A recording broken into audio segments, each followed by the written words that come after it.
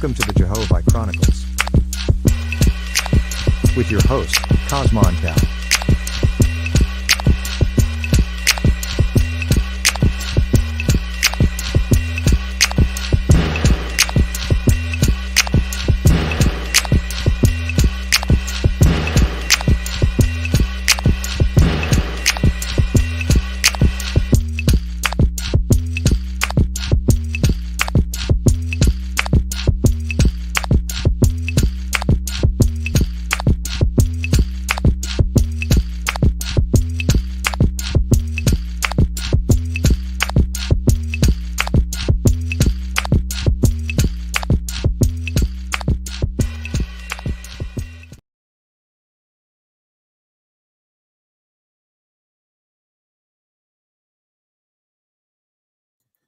Love, light, balance out there, man, to the faith is it's your hostess with the most is burning like toast is your naga, your nerve. Fresh off the curve, jelly jam and preserve. Cosmon, man, checking back in, man. Jehovah Chronicles number 141. My Ima say, I thought Selah was going live. I didn't know. That. She said it's posted in both chats. Again, I didn't know that. I ain't even been in the chat all morning. You know what I mean? So I looked back on there. It did say it was supposed to come on at 12:05, but that's over almost an hour ago. So, hopefully the brother Selah will come on. You dig what I'm talking about? Of course, I would never want to cut him out in anything. You dig what I'm saying? Or go live while he live, you know what I mean? I was just putting a thought came to me.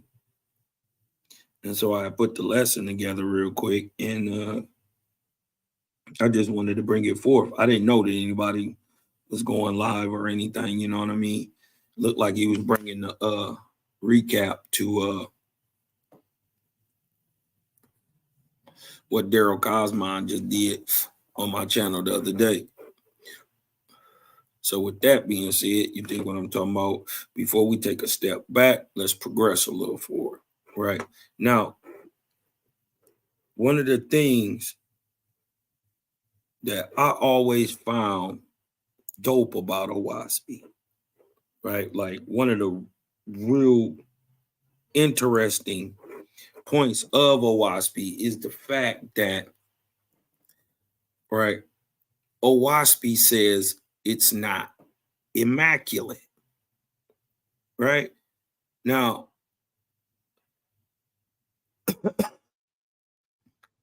everybody knows that the God of every religion, don't matter if it's Christianity, Buddhism, Brahmanism, Islam, Shinto, whatever God, Lord, or Savior that you choose to believe in, he has never, ever told you that his words were imperfect, that his words were flawed, right?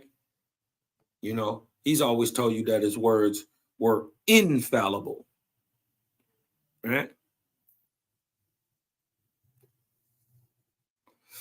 OWASP is the only so-called spiritual book, right, said to be from the Creator through his gods to man, right,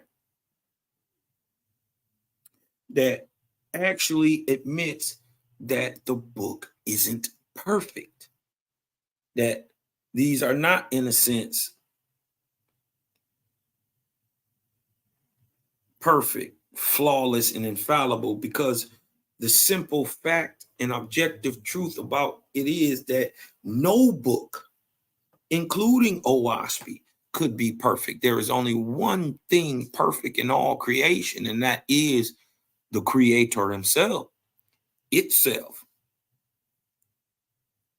right? So if a book were to be in somehow immaculate, perfect, flawless, right, the book would then become the Creator,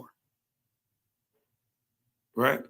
The sad part is the gods of religious ideologies and beliefs today have told man that the words in their quote unquote holy books are immaculate.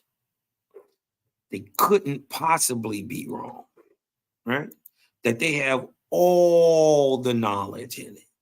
But we know, as thinking men, that this couldn't possibly be. This couldn't possibly be. You ain't never heard God in no religion, no book, no belief, no ideology tell you he was wrong. Right? That he don't have enough knowledge. That there's no way to contain this much knowledge on a piece of paper and bound by books, bound in the pages of books. No information that could be perfect could ever fit in a book. Hence, no book could ever be immaculate. So it's very refreshing when you come across new information purported to be from the creator of sun, moon, and stars, right? When it says things like this, right? We've never heard God or anybody purporting to be the most high or from his angels or anybody tell you that they're not perfect, that they're not flawless, that they're not infallible. As a matter of fact, they tell you they are infallible, flawless, and perfect, which is the meaning of the word immaculate. But look what a waspy says about itself. I've never seen this before, right? Dig this. Not immaculate, not perfect, not flawless, not infallible is this book of waspy. Huh? You see the difference? God has always told us that the words in the Bible were the immaculate, infallible words of God. But the higher source says, even you can't be flawless and perfect. I am only flawless and perfect. I sent this book here to you for what? But to teach, he says, not immaculate, not perfect is this book of wasp, but to teach mortals how to attain to hear the Creator's voice. This is what a waspy is for. So when they ask you about your heritage, this is your heritage.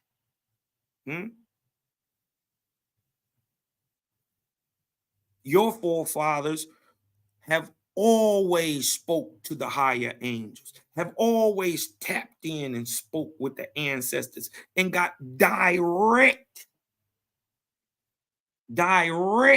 inspiration from Creator. No need for a savior. No need for a God or a Lord, neither. All true God and true Lord are going to do is implement what the Creator is saying anyway. They don't go willy-nilly and do their own thing and ask for praise like the gods of the religions do. He say this book of wasp is so you can learn how to hear the Creator's voice and to see his heavens in full consciousness. Yeah. So what you talking about ain't what we talking about. What we talking about is not what religion is talking about.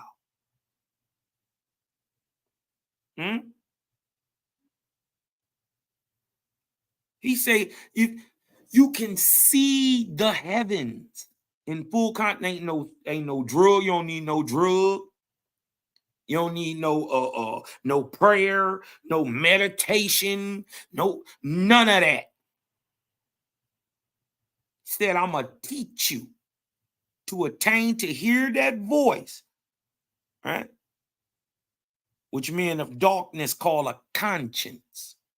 That's the creator. You don't never hear your conscience. You hear it talk. You hear it speak, but you never hear it with your physical ears. It is not an audible sound. You hear it with your spiritual ears. It resonates from the inside.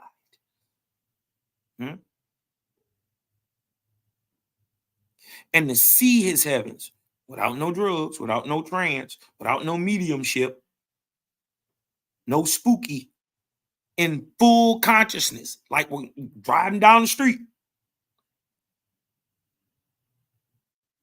while still living on the earth, and to know in truth the place and condition waiting for them after death. So this is the purpose of a WASP, right? To teach us how to hear the creator's voice and to see his heavens in full consciousness while we still living. No spooky. And to know in truth the place and condition waiting for them after death. Right? Says over here in 29, see the right here?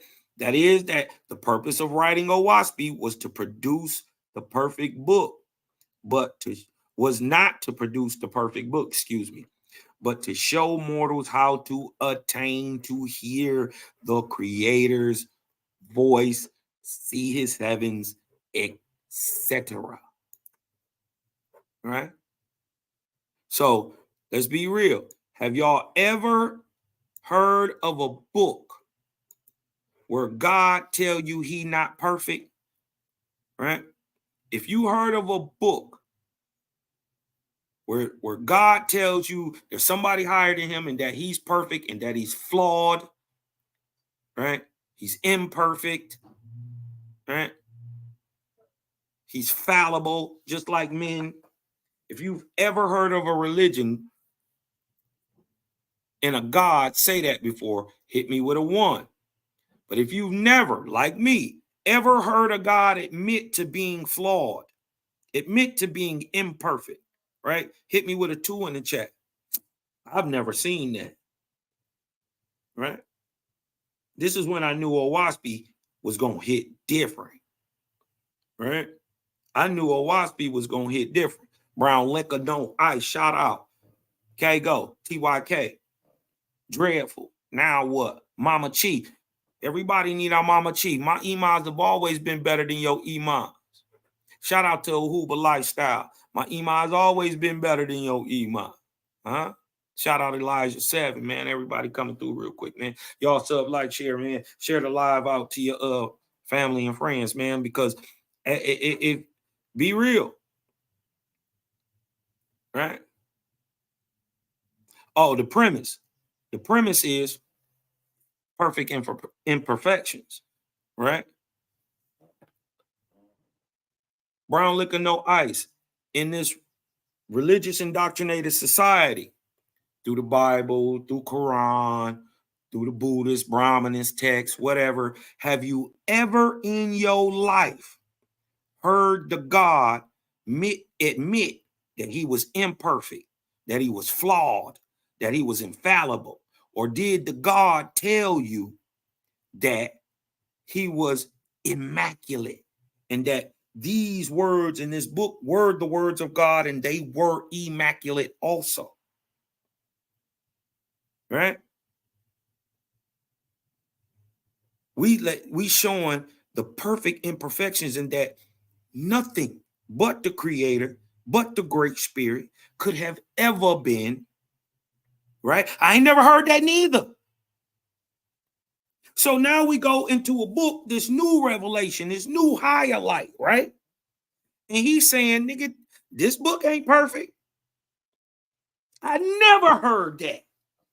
Never, ever, ever, ever, ever. I've never heard that, bro. So off tops, this is a different type of entity we speaking to. This nigga telling you, look, this ain't perfect. It can't be. It's a book. And nigga, mind all that. I'm not here to give you a perfect book. I'm here to teach you how to hear the Great Spirit voice and to see them heavens where Auntie and them at, where Grandpa Joe and them at, where Grandma Billy at. Everybody got an auntie named Billy. Usually her name Wilhelmina or something like that. And he tells you that, look, this can't be perfect. This is not what we wrote this for. We want you to get that impediment called God, called Lord, called Savior, called Messiah out of your way. So you yourself can hear the Creator's voice. If the Creator created everything, that means he got a direct tie to it. What do you need another nigga for then? No, I'm going to teach you how to hear it on your own. Crazy part is you've been hearing it your whole life. Just never knew what it was. We call it a conscience. When it is fact, the voice of the Creator. And if you think about this, everybody out there, that small little voice tell you, don't go over there. Don't step out there right now. No, don't go to the club tonight. And then you don't go. And you wake up the next morning, find out 30 niggas got shot at the club. If you really think about it, think about this. That little small voice, that little intuition they call, that conscience, it's never been wrong. Not once. Not once.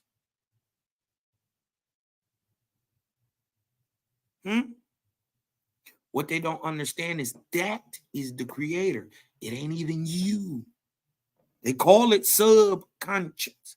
Yeah, and if we're applying sub as meaning below the most conscious, well, then yeah, that would be you. But the conscience is the Creator. The thing that speak to you, that you hear, mind you, it ain't in your voice, your subconscious, your thoughts, right? They're in you can hear them, and you can hear them in your mind, and they sound like your voice in your head. But there's something that rings from your gut. It's something that rings from the center. Like, don't go over there. That thing ain't never been wrong. And what I'm here to tell you is that's the Creator. But look what he say. Look what he said. Neither are nor were the revelations in this, O waspy, wholly new. The same things have been revealed at the same time to many, right? Who live at remote distances from each other. This is not only in space, but in time, right?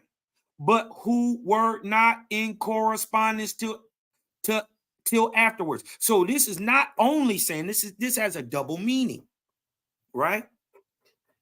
First of all, he's saying this stuff that we getting to know now, right? We bringing out right now that for instance, like the moon is in the Earth's atmosphere. Nobody knew that before Waspy said that in 1882, right? Or at least they hadn't remembered it. But what a Waspy is saying is the stuff that I'm revealing now, that ain't new. That's the same stuff Yeshua knew. That's the same stuff Chinese knew, and Capilia, and Moshe, and Brahma, and Iwata, and Abram, and Zarathustra. Everybody knew this stuff.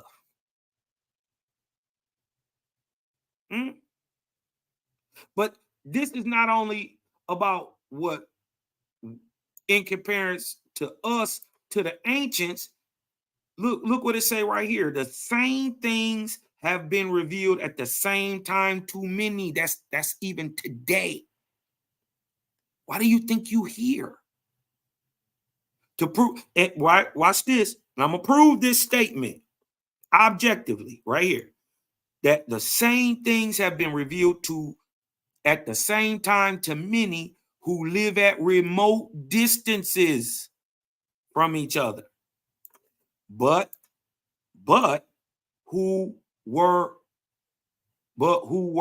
not in correspondence till after they got this revealed to them. You want me to show y'all that this is proof? This is true.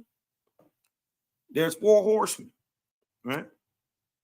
4 horsemen. We live at 4 different points of the globe, right? One in the deep south, one out west, one in the high north, in the Midwest and Minnesota area, and one in Michigan. Right? We had all had this revelation. Some got it before others, but we all got it and understand it. And it wasn't till after we got all this together, right, that we got together in correspondence, and we was all teaching and saying the same thing. The proof that this statement is not only actual but objective is that Cosmon Cal, Daryl Cosmon, Selah Shalom, and Malachi Maccabee live remote distance from one each other. All 4 had this knowledge revealed to them, but were not in correspondence with each other till afterwards. Selah Shalom had already been teaching. Cosmon Cal had already been teaching. Daryl Cosmon come in next. Malachi Maccabee come in next. But they was all doing their thing on their own path, all leading to the one. This is proven real time in real life by my life. There's only 4 men who teach this. Like this. Huh? Look, because this light, this speed, this book of earth, sky, and spirit is comprehensive, which means it applies to a lot of things. Embracing what? Physical and spiritual things, corporeal and spiritual things. It is called the beginning of the Cosmon era, or now the information age, golden era. Huh? And because it is related to what? To the earth, because this doctrine is related to the earth, to the sky, and to the spirit, it is called earth, sky, earth, spirit, or speed. Sky or heaven, earth, and spirit. Right?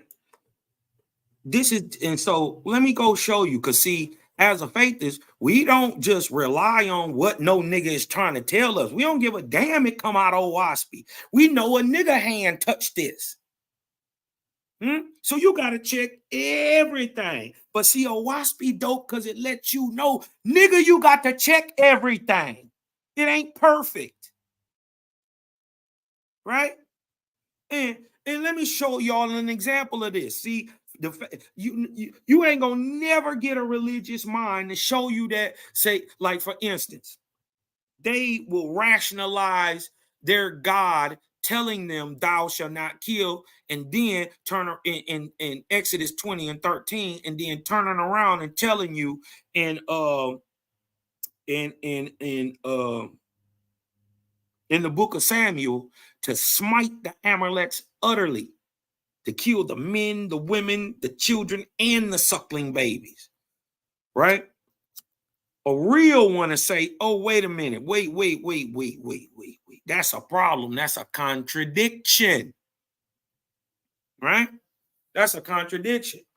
But those indoctrinated by religious ideology can't be real with themselves. Remember, they stuck in subjective belief, and they got to believe that their God is perfect, flawless, and infallible. So they'll write off the fact that he told you thou shalt not kill, and then turn around, kill little infant babies.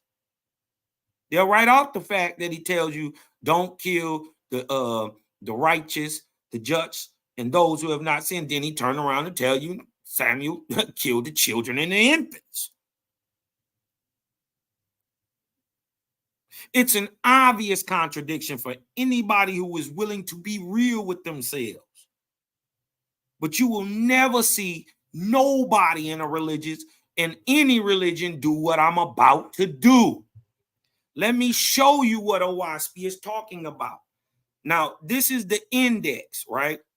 This is words, that were in Owaspy that, Owaspy got some words for you. You dig what I'm talking about? Some different type stuff. You dig what I'm talking about? People may not have ever heard of, right? So man created a glossary, right, to give definitions of words that, are hard to find or get definitions and understandings from. So, right, so understanding that a man wrote this, right?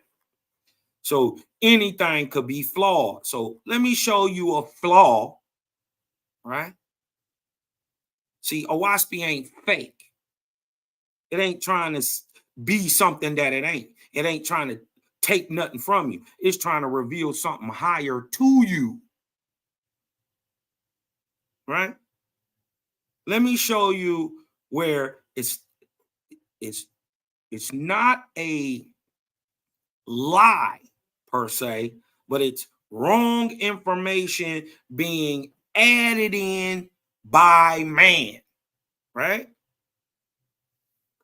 Right? We're going to show you this. We're going to keep it 100 over here. See, the thing is, you can't even talk to a faithist if you're not ready to be 100. Right? You can't have a convo with us. Right? Look at this. This is the definition for the word Israelite. Now, everybody would talk about Israel, all that. You dig what I'm talking about? That just lets me know you don't know what you're talking about. Right? If you're talking about Israel and El, you dig what I'm talking about? The gods, Egypt, and all that stuff, dealing with the Israelites, you don't know what you're talking about.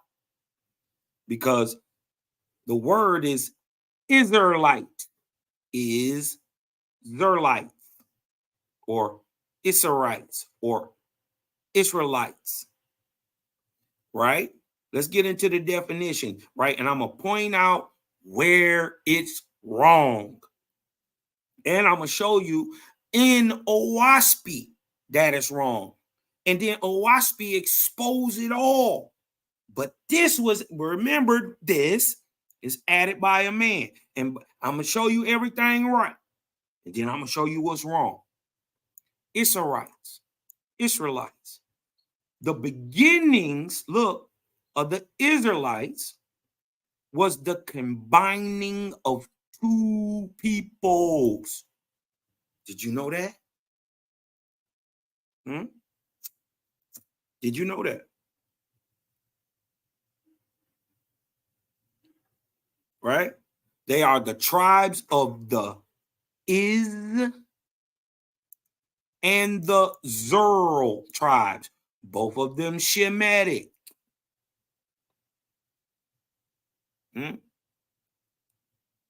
They were what? Organized by Abraham, the faithists, moved into what would become Egypt.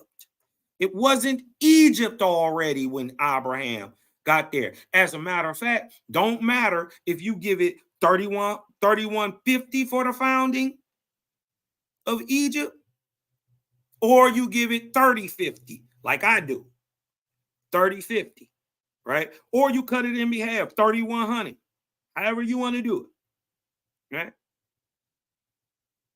Abraham came into Egypt 3953 BC, before it was Egypt, before it was Kemet. This is before Nakata 1. Nakata 1 don't even start to 3700. We talking about the Ubaid period, right? From circa roughly 3800 to 4200 BC, right? We actually know for a fact he walked in 3953 BC. Either way, he 800 to 850 to 950 years. The Israelites had 800 plus years in Egypt before it was even called Egypt. Let that sink in.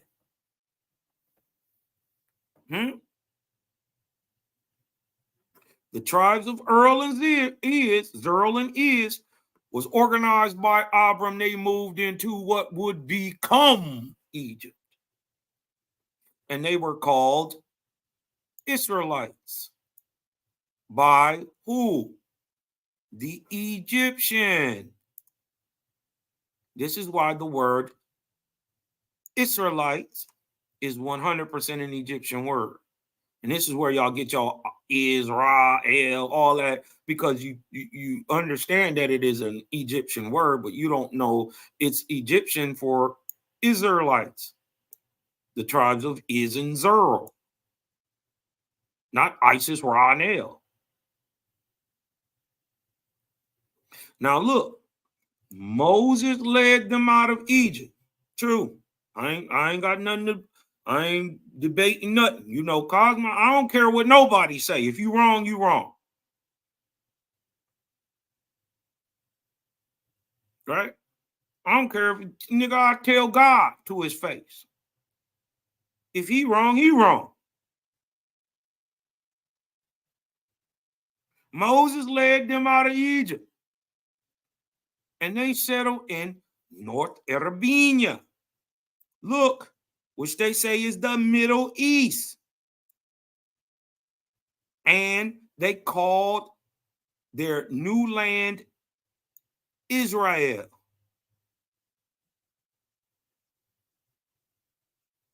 Do y'all see where the lie is? Do y'all see where the lie is? I'm going to show you where the lie is. This right here.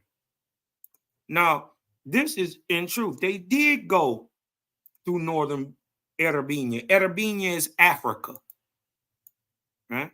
The northern part of Arabia, right, is what we know today as the Middle East.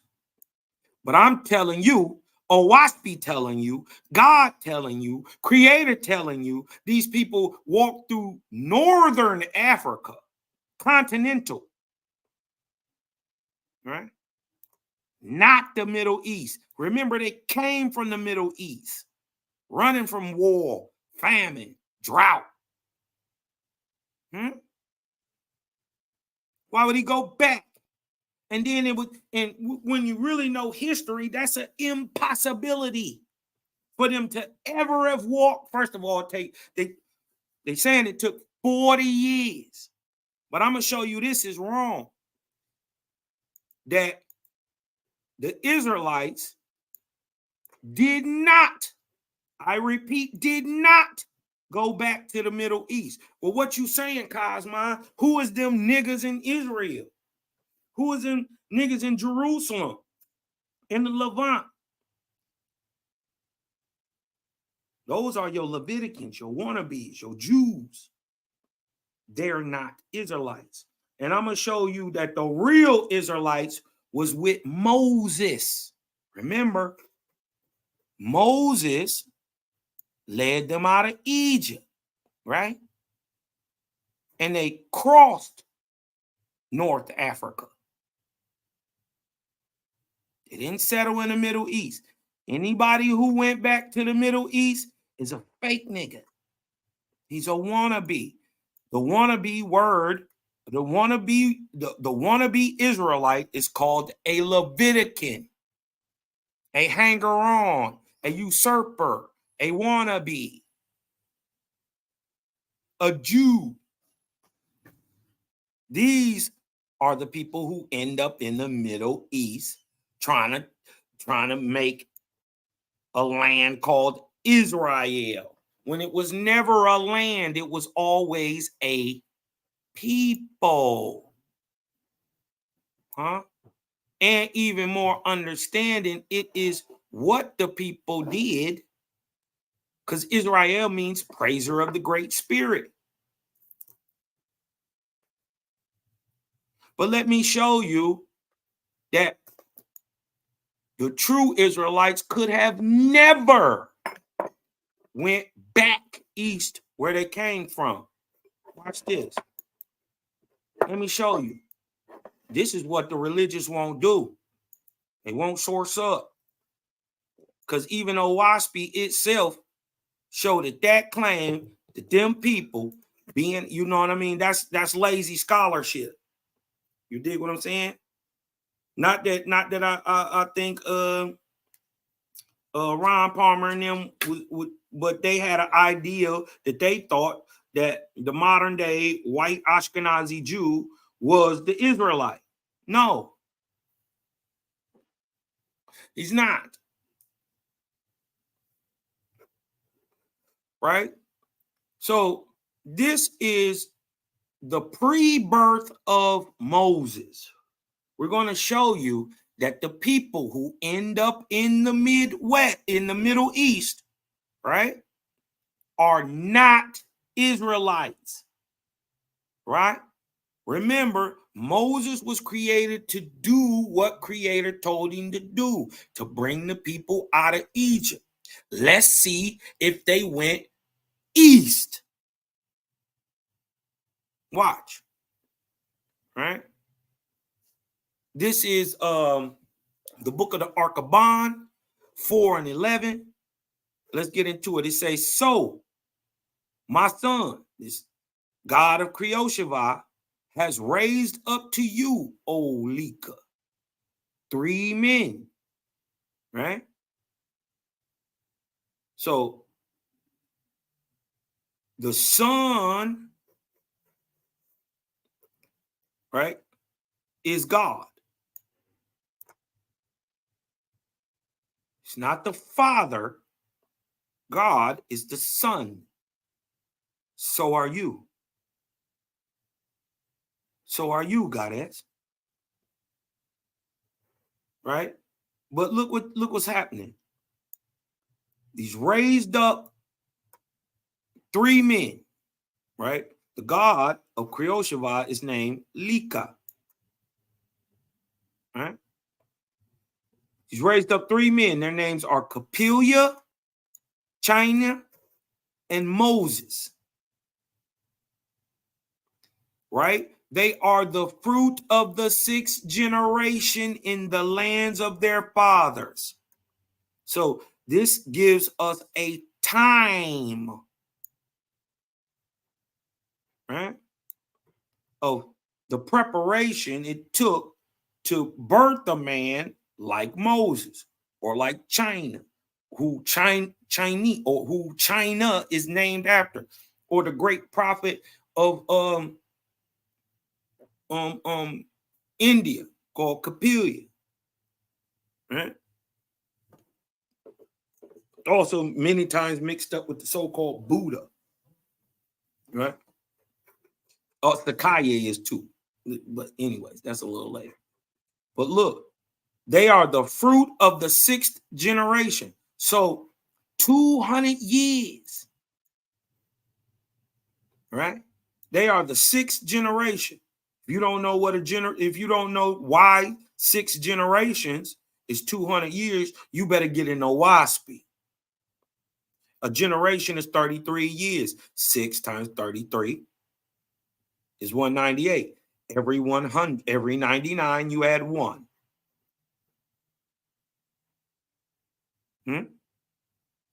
100, 200. So they were pre-planning these births of these men for 200 years. WASPy gives the date that Moses was 40 years old on the day of Exodus. So we know that the day of Exodus happened 1553 BC. Right? That's when they started moving, 1553 BC.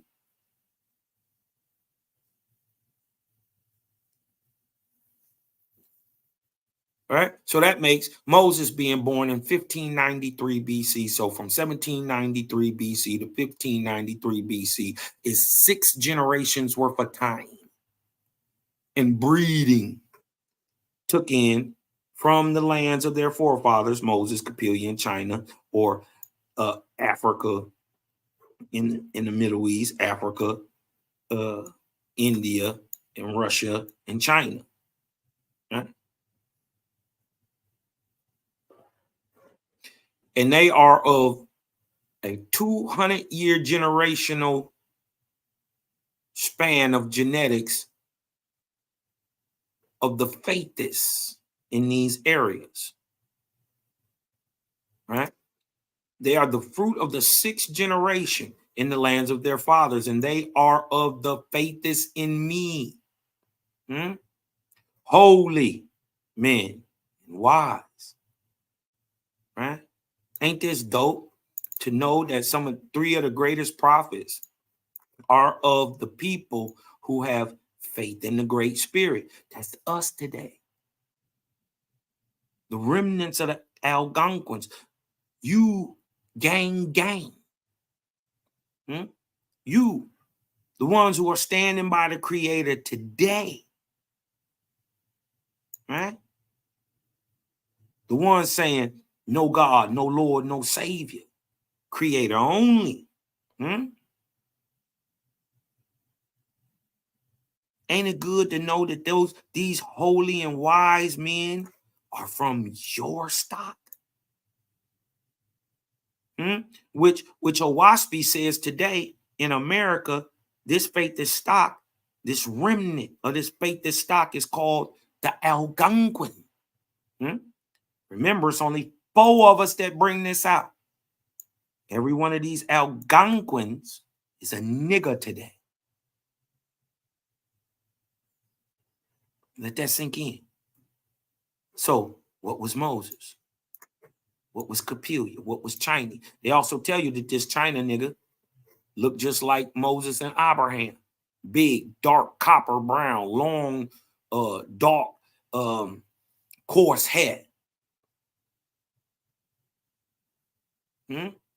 Holy men, wise. To these you shall send the gods of their forefathers, even those who were beaten away by the gods of evil. See? But we were always taught that God was all powerful. He was the most high. Nothing could whoop him. It's not until you find out that God is a one-time living, breathing man and is no more than what you will become in time to come. It is that then the realization sets in that first I've been duped. The nigga that told me to praise him is no better than I am. And with that realization, this is how the God of the forefathers could have been beaten away by false and evil gods. This is how you get whooped by the Assyrian God. This is how you get whooped by the Persian Mede God. This is how you get whooped by the God of the Babylonians, and then whooped by the God of the Greeks, and then whooped by the God of the Romans, and then whooped by the God of Islam. Christ then took a lot of L's. But remember, Christ today is one of the gods of evil, who pushed away the gods of Moses, Capelia, and China, and warred against the people. And look, this is why I'm telling you that when he said this, right? That when he said this, that Moses led them out of Egypt and they settled in the Middle East. Let me show you that that's a lie. Now, this is coming down as a command, as modus operandi of how Moses is going to move. He's not going to go outside of these boundaries. This was put on him before he was born. Look what's about to happen. And Capelia shall deliver the faithless, the believers in the Great Spirit in Bindu, in India, right? Before it was called Hindustan, before it was called Bharata, before it was called India. You must have a Bindu to have a Hindu. Before you must have a Hindu before you have a Hindustan. Here you go.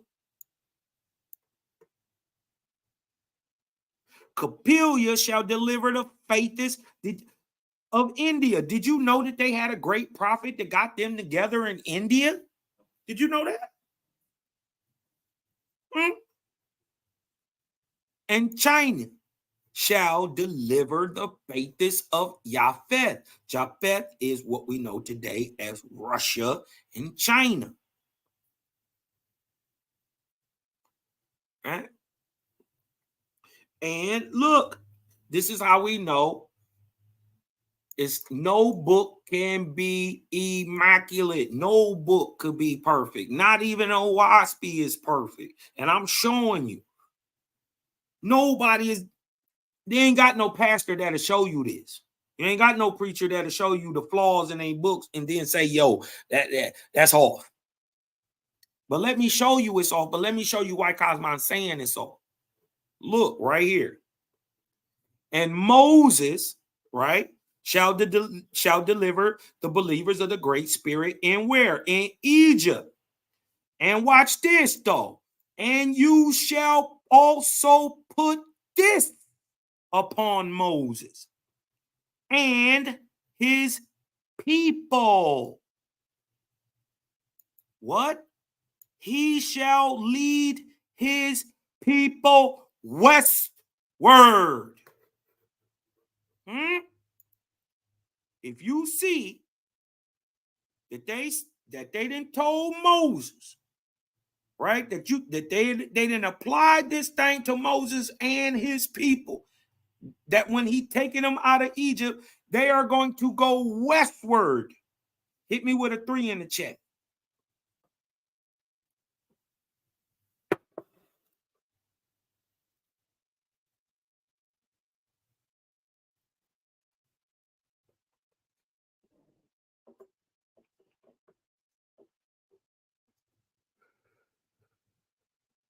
Yeah, don't. Yeah, Mama Chief. Yeah, you in the right place. We're talking about the book is you. You the book. Creator says, no, ain't no sermon, ain't no book so easily as read as his created worlds. He wrote on your soul, and you are the result. You are the book. We saying something different than everybody else saying, Mama Chief. And we all love our Mama Chiefs.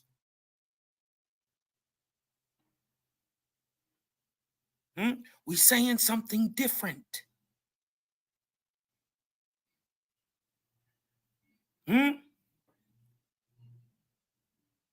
Well, this is what this book say. This what it say. I ain't add nothing on it, Mama Chief. You know I wouldn't add nothing on it. You know I wouldn't add nothing on it. But I gotta show you where it's wrong. If y'all, I see the 3s in there. It said they should go westward. Well, my question is, who is them niggas in the east? Who is them niggas setting up Israel? Who is them niggas going to war? Who is them niggas going into captivity? Who is killing the Canaanites? Because Moses and them went west. But look, this is what y'all don't get. This the part right here. And he shall lead the people westward.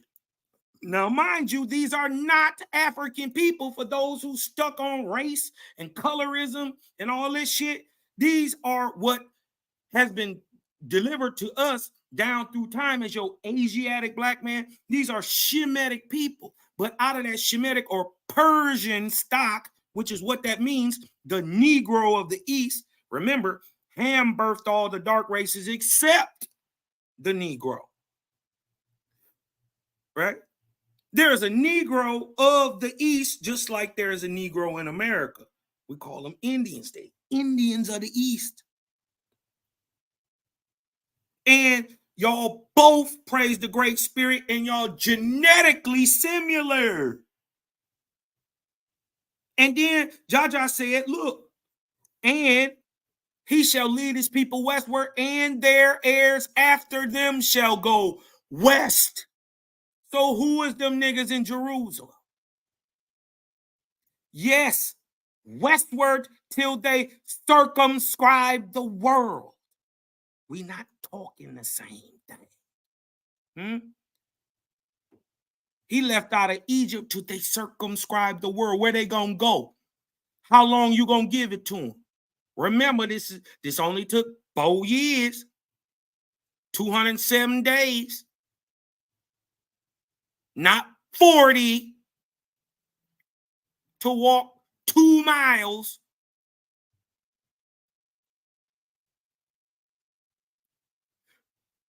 He said, 3,400 years you shall allot to them to complete the journey. And wherever they go, they shall establish my name, Yahweh, the Creator, the Great Spirit, Eloah. In the Caribbean, when they was overthrowing the Spanish, who they praised to? Eloah. All right. They shall lead all people away.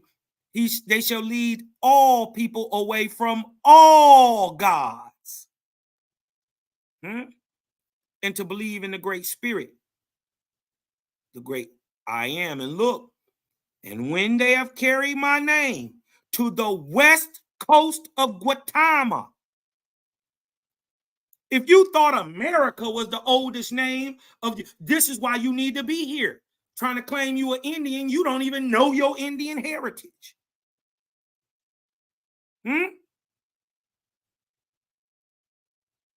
North America, all of America, North and South, is called Guatemala, the land of the 4 tribes, the land of the crossing. This is why the cross is so old in America. But if you didn't know that it was called Guatemala, you better come over here and listen to Cosmo and Cal get you some of this Aboriginal nationality, heritage, and culture. Right? Remember, these are not Africans. They walked out of Africa. And what? And they shall establish me. Behold, I will bring the world into Cosmos. Listen, it took 4 years. It started in 1553. That means it stopped in 1549. They was where they was going to be by 1549 BC. This is when the Exodus happened. 1543 through 1549. 1553 to 1549 BC. 3,400 years later, in the west coast of North America, mass amounts of people mash into there trying to find what? Gold, found by a little Negro boy at first. in what? 1849 AD. What are these people called? The 49ers. Mass amounts of our people start leaving the South, going west. And my angels shall descend upon the earth in every quarter with great power. And it shall come to pass that the faithest of the children of Moshe shall find the faithest of the children of Chinese and the faithest of the children of Capelia. This has already happened. You ever seen a coolie? Huh? You ever seen my sister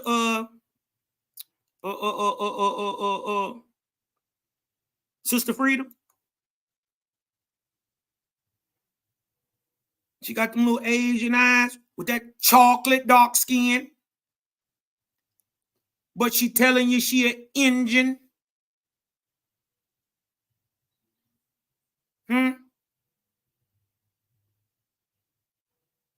How do you know this is us?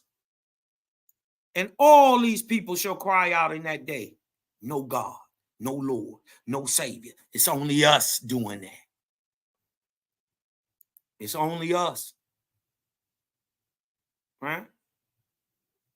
Now look, I want to show y'all this. Right? I want to show y'all this. Because I think, and I'm going to go to show. All right? Now this is Egypt. This is Egypt right here. Everybody can see that? Egypt. So if I'm coming up out of here and I'm going west this way to the left of the screen, west into Libya, right? Into Algeria, west. If Moses and the real niggas is going west, and mind you, remember they got a cloud, a pillar by day and fire by night following them. If they are going west, who went east?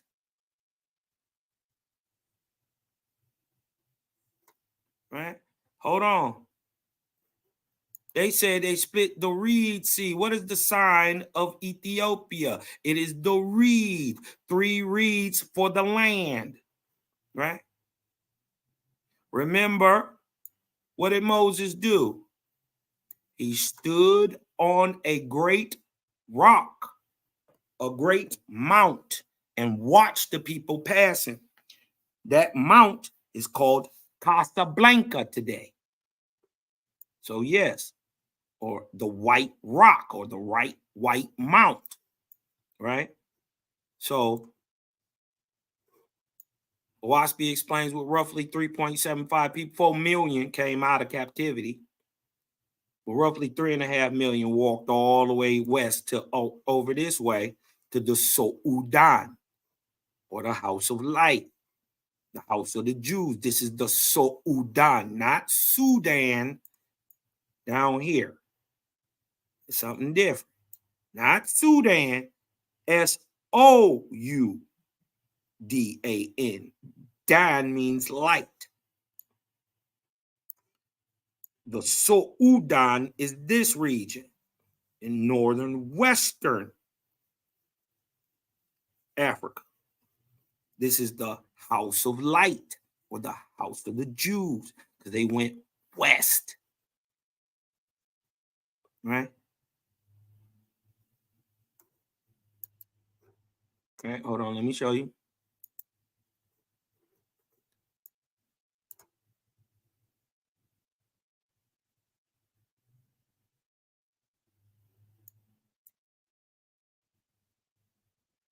And it says, oh, let me share this.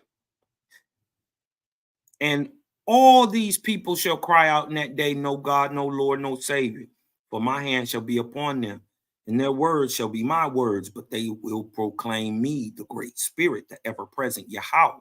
And they shall become a power.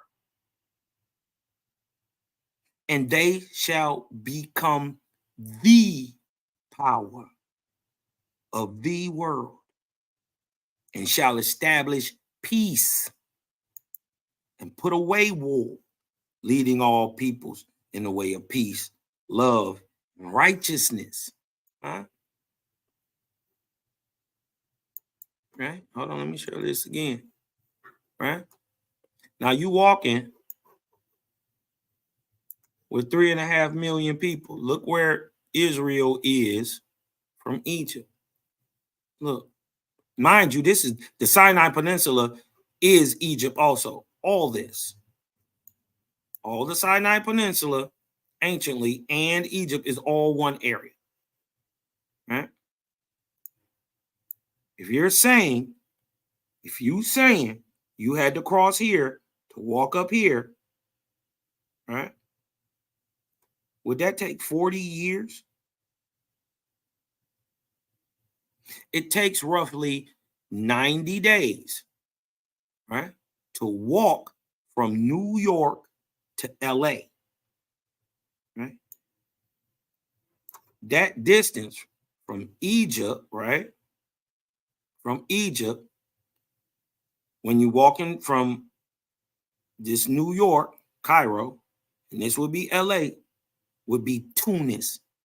And so if you walked across all the United States, you would only be in Tunis, right? But this is 4 years, 207 days. How you know that, Cosmo?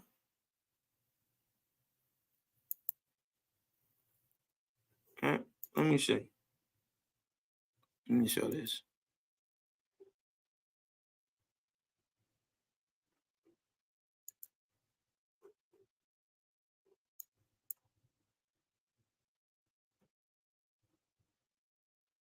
Uh-huh. Okay.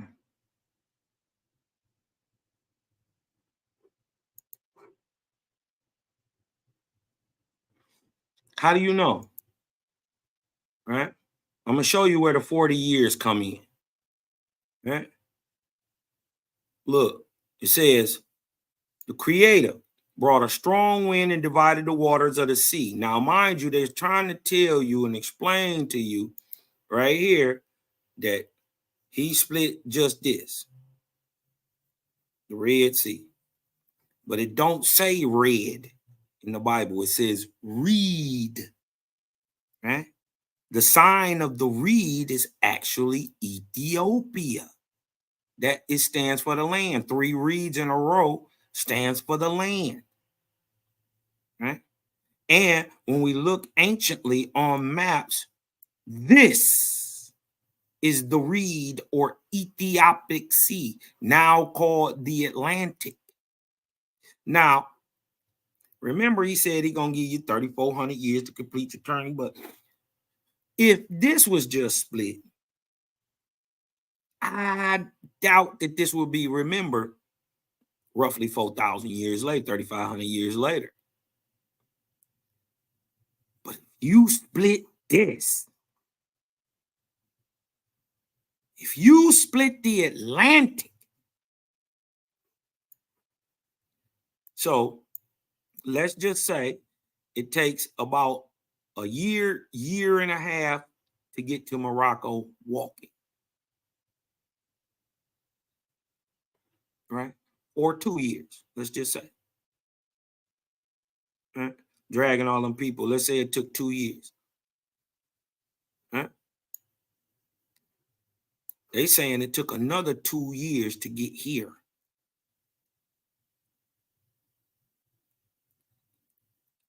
Why are you saying? Let me show you. Why are you saying what you're saying, Cosmo? Right? Hold on. I wasn't showing that. Oh, my bad. My bad. My bad. My bad. Right?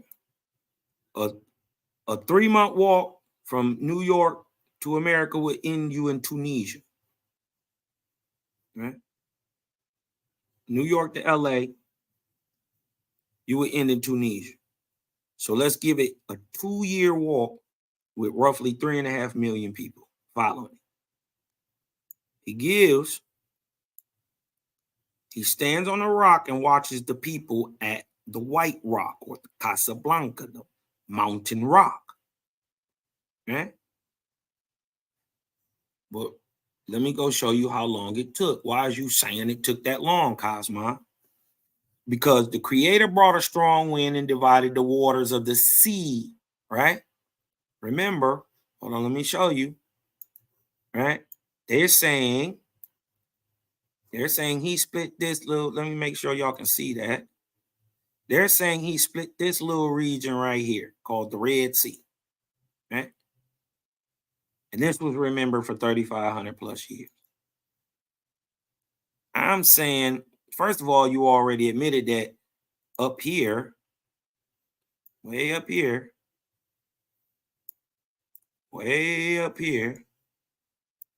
you had already did a work in the brooks of Arnon, right? In the brooks of Arnon, you had already did a work. So why would I, if I'm walking east, walk back this way just to go down here and walk back across and then walk back up here? That's what y'all trying to tell me I did?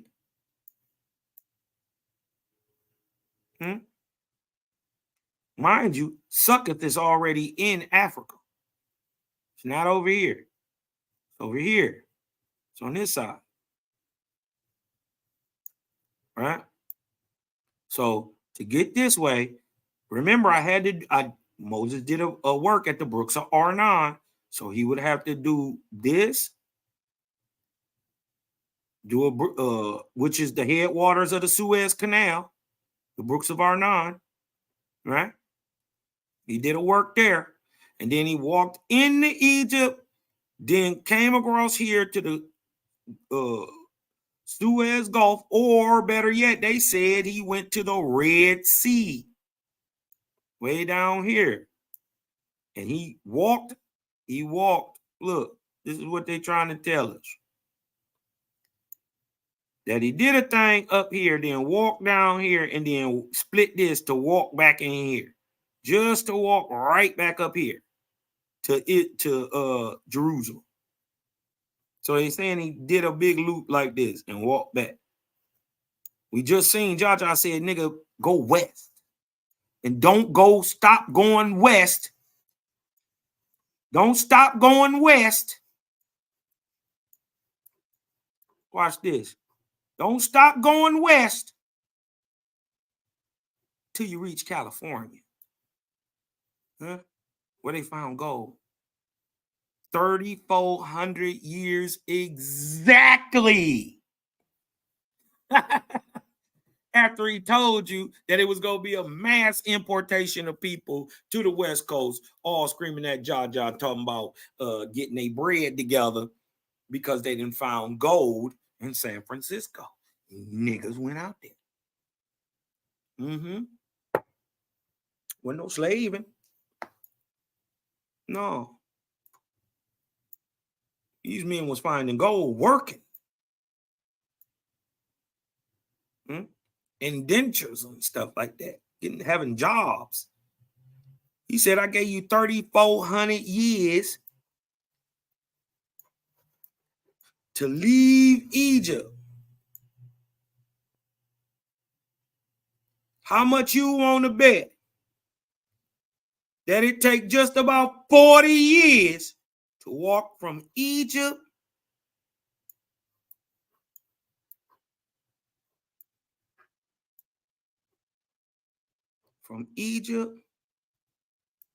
to Utah? How much you want to bet it cost? It take about 40 years to walk there. Not only do we know that the Great Spirit was here, but look, right in the middle of our country, what's that?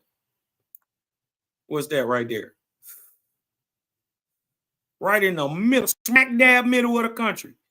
That's the name of the Creator right there. E-O-Y.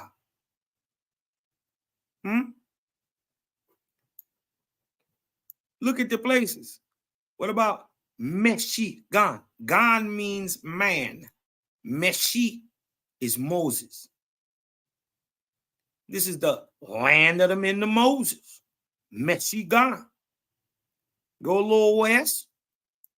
Find the Yola in the center. go a little west. They just smack dab into Utah, where we got Mount Nebo and all that stuff. But this is but look, this is the dope part. Let me show you this. Right? Let me show you this. Because this is how you put it together. The Creator brought a strong wind and divided the waters of the sea and swept them back, and the Israelites went over to the land.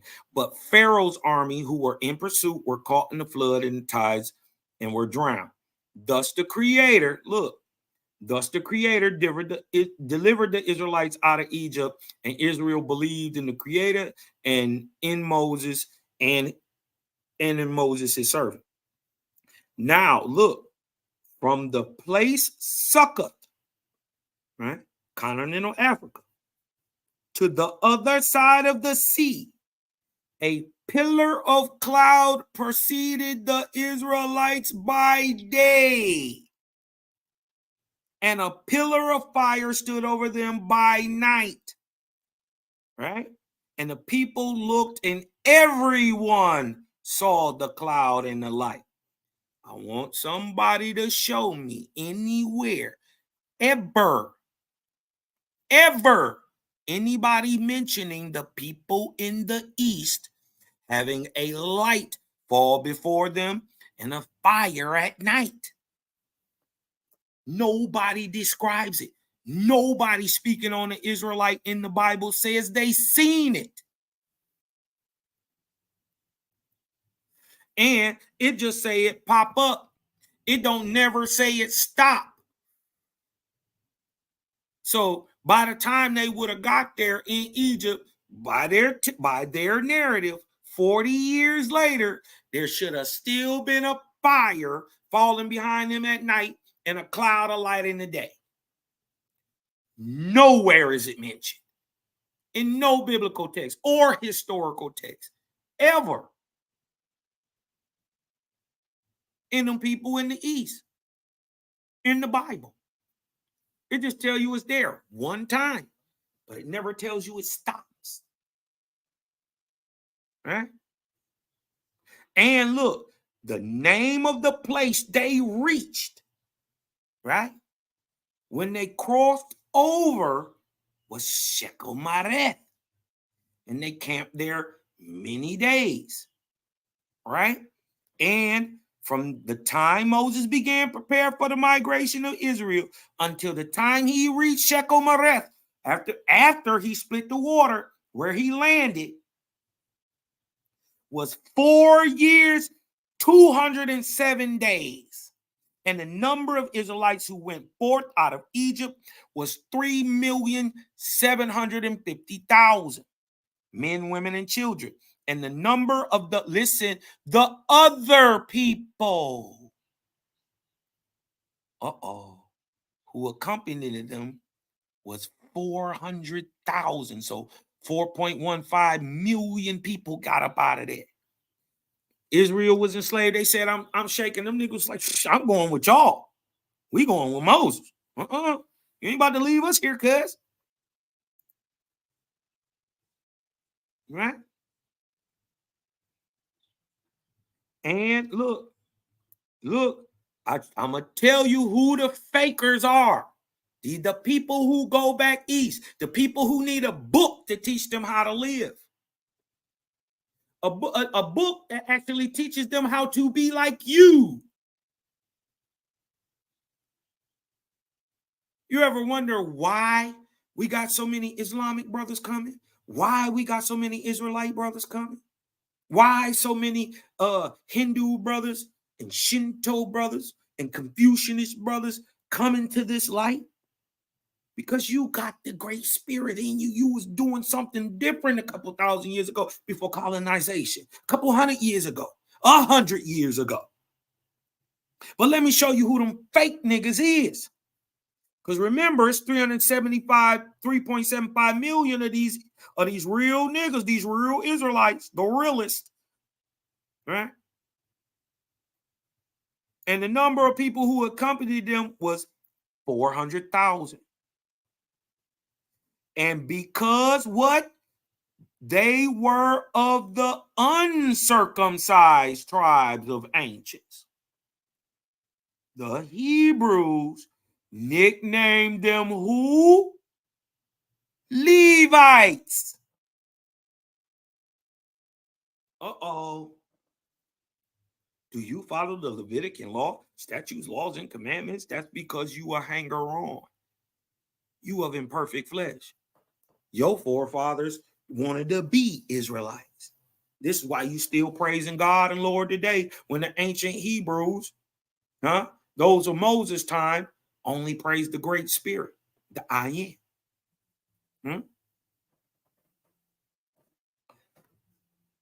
And Moses commanded, look, the Levites to camp aside and not to mix with the Israelites, and they obeyed them in all things, maintaining that they was true descendants of Abraham. Hey, y'all not about to leave me? What's Abraham other son name? Ishmael. His name Ishmael. Yeah. We the sons of Ishmael.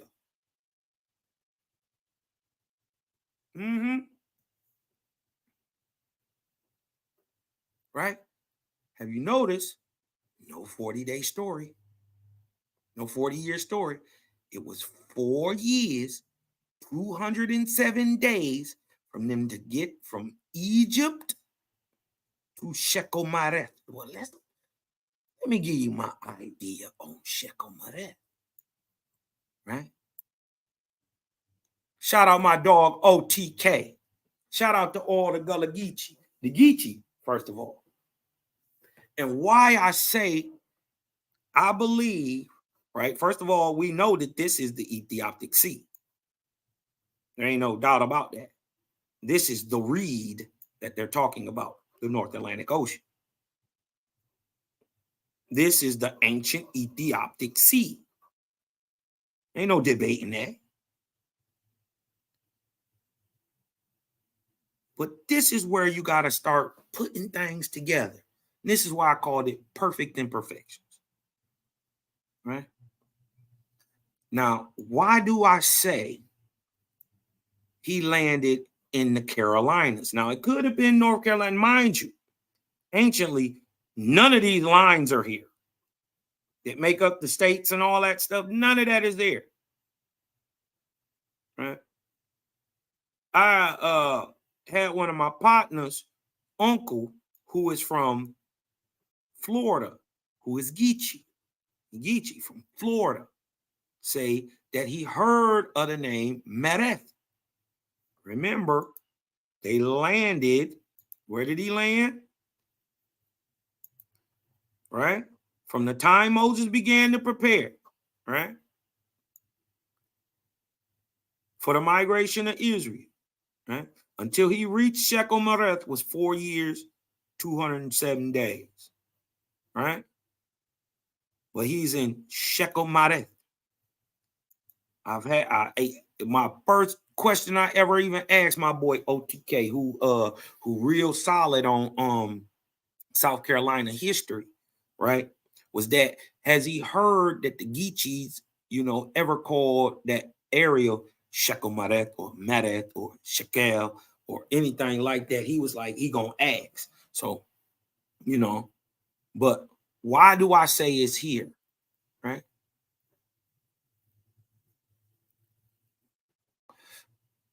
Let's take a little look. Right? Not only, right, is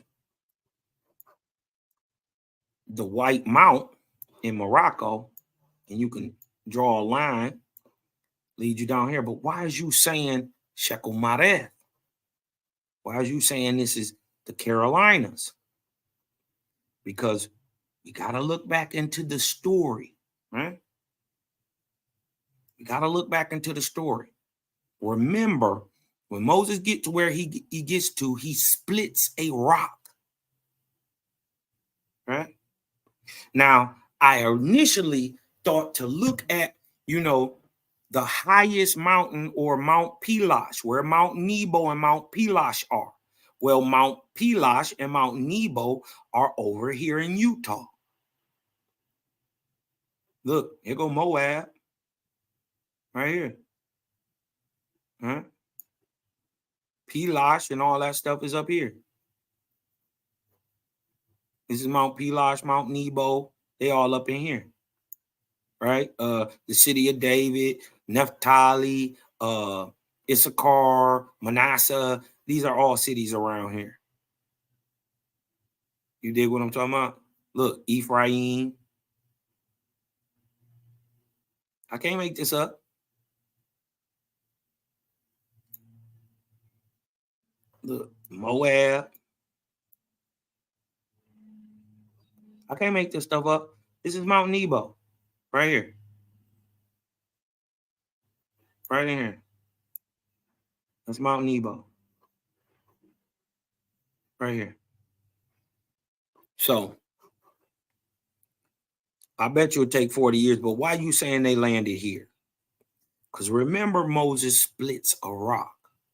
Now, I would have looked for the tallest mountain on this side, but that's going to be somewhere else. We find that that's in Utah. But he does another thing. He splits a rock. Let me show y'all something. Let me show y'all. Shout out to all my people in South Carolina. Right?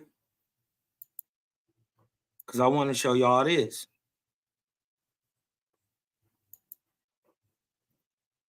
Sassafras. And I know y'all like, Cosmo, what the hell are you talking about? Sassafras?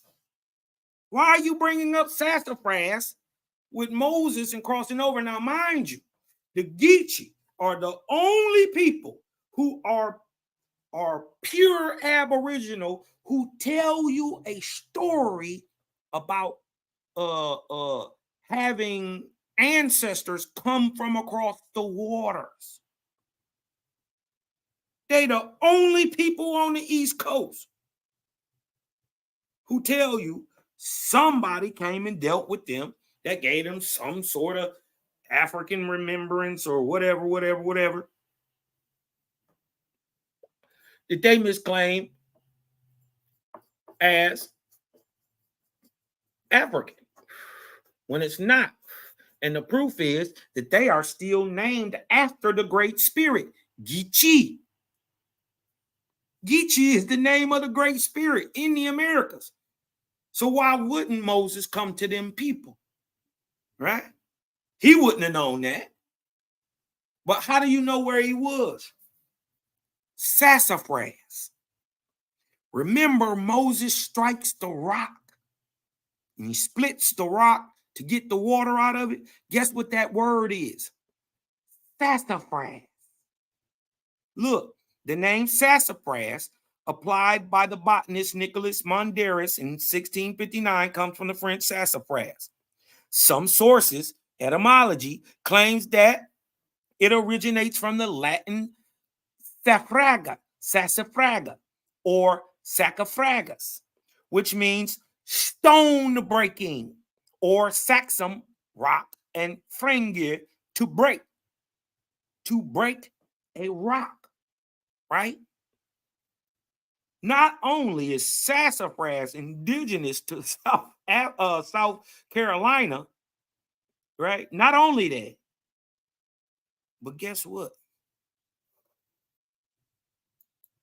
In South Carolina, there's a Mount Sassafras, a mountain of split rock. Huh?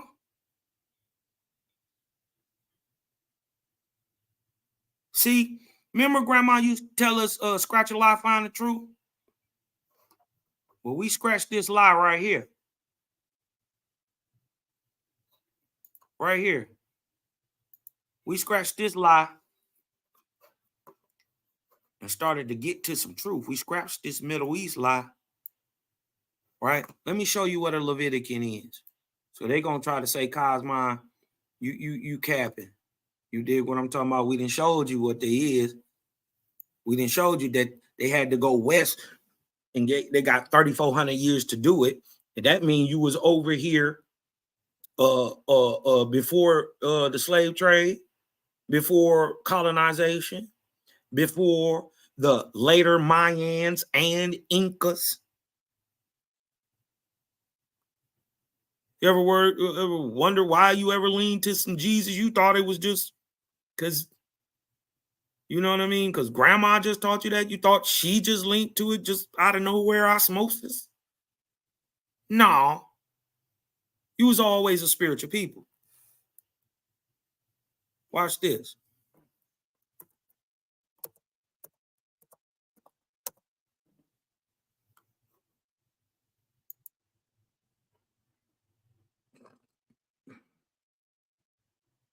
Right?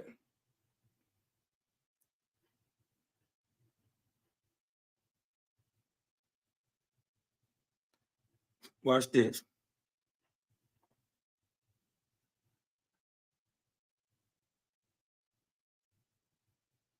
Watch this. Here you go. Book of Esther, 20 and 13. And in not many days, Moses wrote the what? Levitican laws. Israelites didn't need laws. Remember, Israelites and Leviticans are two different things. We're going to show you that. This is them people in the east trying to be you. For the what? The inner temple of the Creator was in spoken words only. So Moses wrote something for the people who were trying to be you. They needed statutes, laws, commandments, books, a priesthood. Why? For the inner temple. Why did they need it? Because they weren't Israelites and they couldn't enter the inner temple. If you was just born an Israelite, like Moses, you could have just went in. Nobody had to tell you nothing. You didn't need no priest. You went and made your oblation to the Creator, head up. Wasn't no middleman. But for these niggas, they needed a middleman. So Moses gave them statutes, laws, and commandments that they still following today, right? Well, actually, he gave them different laws and commandments, but they didn't whipped it up, whopped it up. They didn't got blood sacrifice and all type of stuff in there that Moses never put in there. But look, for the inner temple was in spoken words only, mouth to ear. But the outer temple was written. So what the Leviticans and what they got was for the outer temple, not the inner, not the Holy of Holies. Right? So that it was said that the Hebrews have two laws, one which no man knows, and one for those who are what? Not eligible by faith. Being those who were called Leviticans. Huh? Don't your Bible teach the Levitican law today? Does it not? Praise God, Lord God and Lord, into an amalgamated man being sitting on a throne somewhere? Huh?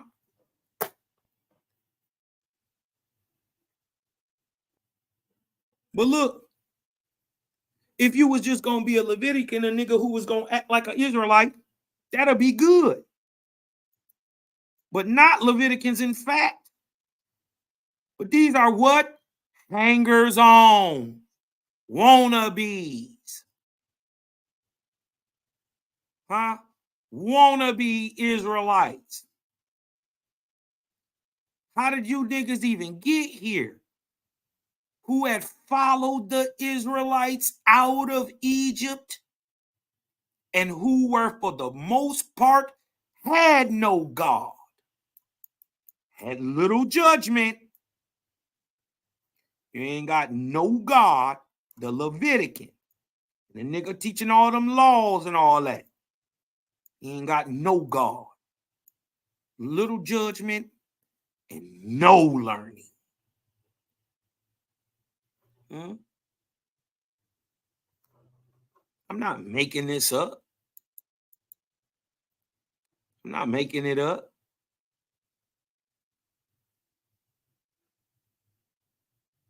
Look, regarding the faithists of Western Africa, who for the most part called themselves Israelites, suffice it to say two branches still remain. Those who lived under the oral law, Moses and them folk, and these niggas who lived under the written law back east. Your Jew comes out of your Levitican stock. A Jew is not a Hebrew. Any of these people can be Hebrews. Hebrew just mean a foreigner into the land, a sojourner, somebody who crossed the great waters, someone who just crossed over, a foreigner. So all of them can be Hebrew, but a Jew can't be an Israelite. A Levitican was never an Israelite. Right? So suffice it to say, two branches of these Israelites remain. What are the two branches, Cosmo? Those who lived under the oral law, like Moses, like the prophets, like Yeshua, right? And those who lived under the written law, like the kings, like Ezra. The latter were called what? Leviticans. That is somebody who is a hanger-on, right? And of imperfect flesh and spirit. The Leviticans were not scrupulous regarding war. The Israelites never warred. Let that sink in. So now we know who doing all that warring in the east. Who killing off the Canaanites. Yet they trying to claim they you. Makes sense now, right? Them niggas with that Bible. Still practicing the Leviticus 613 statutes, laws, and commandments today. I ain't making it up. The Leviticans were not scrupulous regarding war and preservation of their seed. We know the Israelites stayed in the family. You dig what I'm talking about? They married other Israelite folks. Mixed stocks. You dig what I'm saying? But they was all faithists. These dudes, they were unscrupulous. You want me to show you a proof that this is unscrupulous? They were unscrupulous during war. All right. Remember the Levite priest goes up to visit his buddy, and they get drunk and have a party, and then some men try to come in and rape him. Right? He had his servant with him. He pushed the servant girl out there. They raped the shit out of old girl, right? To where she, and then just left her on the doorstep. Well, he never checked and see if she was dead or not. He just cut her up and sent her body parts into different parts of the Middle East to incite war. This is your Leviticus. This is in your Bible. I didn't make this up. We just want to prove to you that they were unscrupulous. And in consequence of their sins, they brought great shame on the Nazarenes, great shame on the faithists, great shame on the Essenes, great shame on the Israelites in general. And what? The Leviticans examples were evil, like Saul. They were evil, like David. They were evil, like Solomon.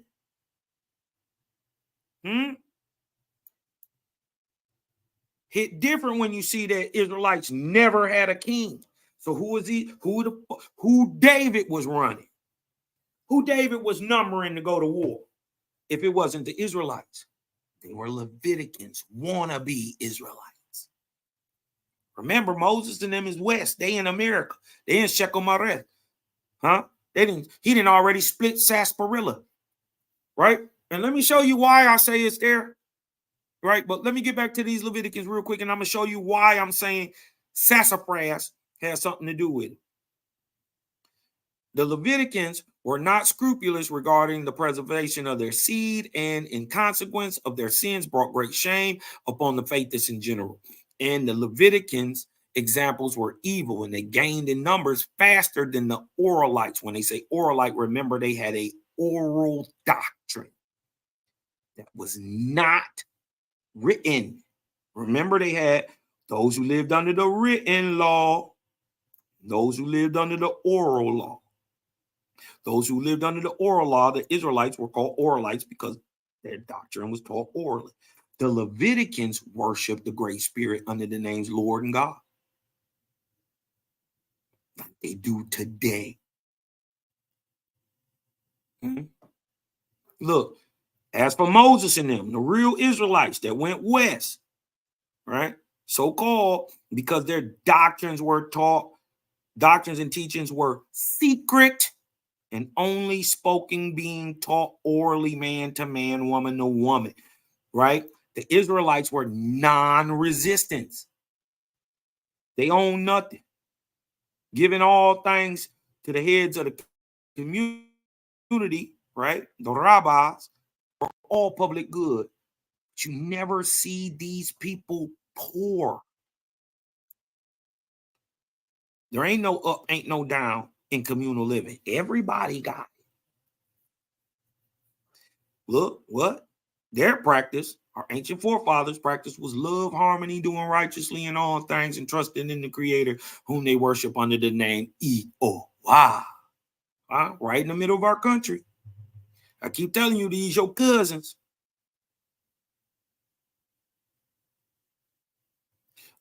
They're niggas from the East. It's like you a nigga from America. And how you gonna tell a nigga from the East and a nigga from America if they ever got mixed? Huh? This is how we know that the Africans coming from Africa were white folks. Because to be able to trace that African history, you can't do it with two brown folks. Somebody got to be white. So I can trace that light skin back. Because remember, we're only using lookership. Ain't no DNA. Right? We can tell you African because you got a mix in you. Because all African slaves, starting in 1618, were white folks.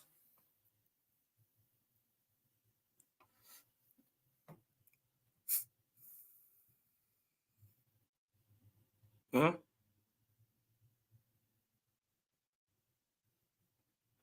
I'm just saying.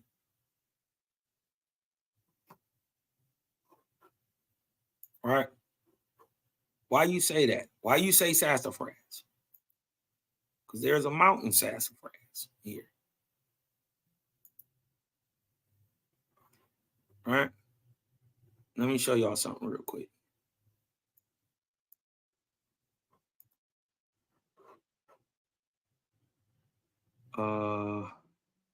Where is it at?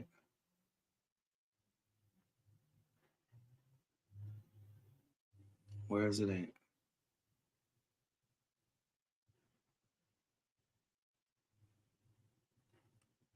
Here go one side of it. I believe this is one side of it right here.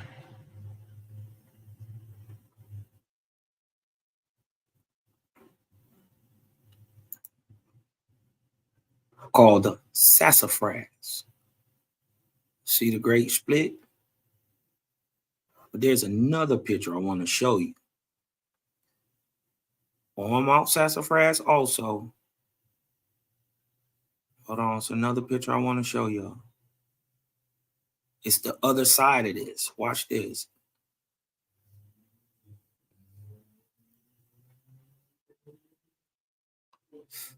Man. And I want to show you that it's gushing water, even still today. Watch. Hold on. Let me see if I can find it. Let me see if I can find it. Go back up.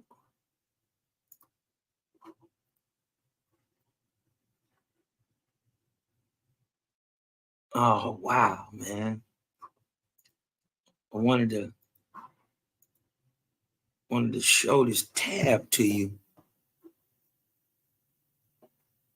It's the split in Mount Sassafras, but it's pouring water.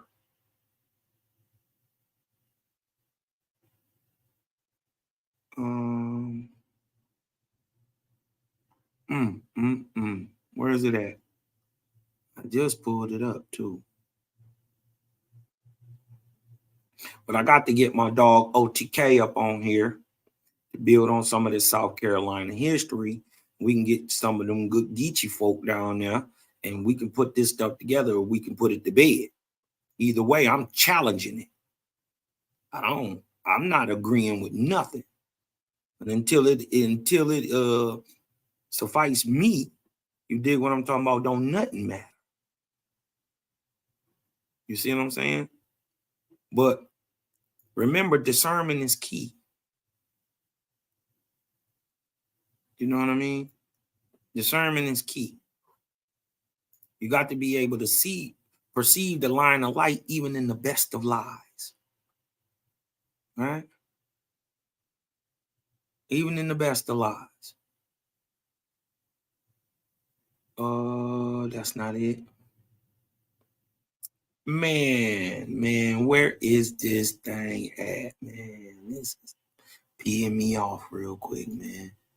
But I just wanted to show you that, sometimes imperfections can be perfect. You see what I'm saying? Imperfections can be perfect, and we can tell, right? And I'm going to end it with this, because he teaches us a way today, right, to tell between his direct inspiration and his indirect inspiration. And I'm going to leave off in chapter 9, and I'm going to go ahead and leave it short and sweet. This is chapter 9, the book of inspiration. It says, man I created with the capacity to distinguish my direct from my indirect inspiration, says the creator, right? And my angels gave him rules by which he could make manifest the difference between the two. We're going to show you in real time that you can do this right now. Watch this. Look what it say. We're going to put this in practice, right? Right now. Man has said, behold, any man may say, thus says Jehovah. Is it true that any man can say, oh, the creator came down and spoke to me? If that's true, hit me with a 4 in the chat. We're going to show you objectively everything I'm saying, backed up with a primary source. This is primary. First of all, nobody has the information a WASP is dropping. Let's just get that understood. But if y'all see that, if y'all know that anybody can say, oh, the Lord came and talked to me, or God spoke through me, or I am Jehovah. Yeah, anybody can say that, right? If y'all know that, hit me with a 4 in the chat. But look, right? Anybody can say that. But let's just imagine there's two people, right? One kills his neighbor and said, I was inspired by the Great Spirit to kill this nigga. And another one who practiced all goodness, and his words are wisdom and comprehension. And he says he was inspired by the Creator. Real time. Which one inspired by the Creator? Right? Is the nigga, is the killer. Which one got the word from the Most High, the Creator, Jehovah, right? Yahweh. The one that said, kill your neighbor, or the ones whose words is wisdom and comprehension? Which one of them were actually inspired by the Creator? Right? We're going to do this real time. Right? If the killer, if you believe the killer was inspired by the Creator, hit me with a fire emoji in the chat. Or if you think the man whose words are goodness and wisdom and comprehension, right? And he's saying, don't kill nothing. And he say that he was inspired by the Creator. Which one was inspired by the Creator? If the killer was inspired by the Creator, hit me with a fire emoji. If the man of goodness and peace and wisdom was inspired by the Creator, hit me with a vortex in the chat. Y'all see, Creator said, I gave the man the ability to choose. So I want you to choose right now which one of these come from the Creator. The killer, if it's the killer that come from the Creator, was inspired by the Creator, hit me with a fire emoji. If the man who is goodness and his words are wisdom and comprehension was inspired by the Creator, hit me with a vortex in the chat. You prove to yourself which one of these came from your Creator. If the man of goodness and wisdom was inspired by the Creator, hit me with the vortex. If the man of contention and murder who killed this neighbor was inspired by the Creator, hit me with a fire emoji. I see some vortexes here. I see some vortexes. I wish I had some faithists in here. You dig what I'm talking about? I wish I had a couple faithists in here. I wish I had some people. See, faithists just mean realist. So when we telling y'all we the realest in the world, we actually being for real. We not trying to be facetious about it or none of that. We are objective spiritualists. Objectively, the nigga who killed his neighbor couldn't have been inspired by the Prince of all peace and love and all that. No, he would have inspired the man of goodness, whose words are wisdom and comprehension. Huh? I wish I had some realists in here. Shout out to the Creator gang. Right? See, we can see objectively. See, this is what Owaspi talking about. Owaspi ain't talking about what Bible talking about. Owaspi ain't talking about what God talking about. God ain't been talking about nothing in 2,000 years. He ain't came back say you once.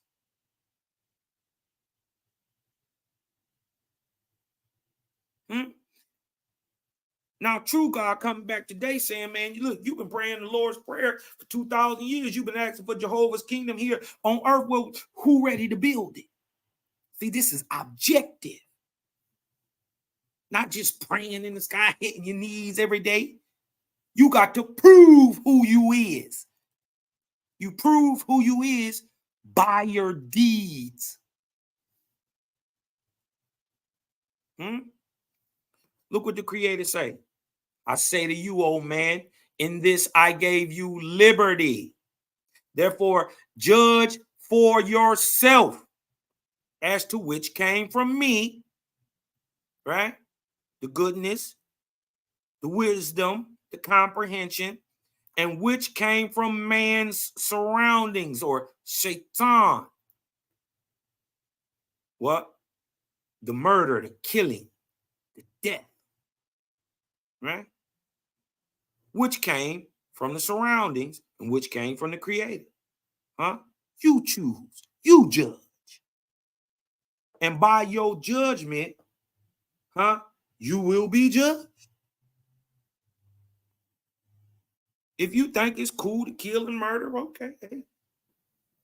It's on you, bud. You dig what I'm talking about? I'm not going to argue with you about it. That's what I ain't going to do. As a matter of fact, you better get away from me because I know what you about. And I will at all times protect myself.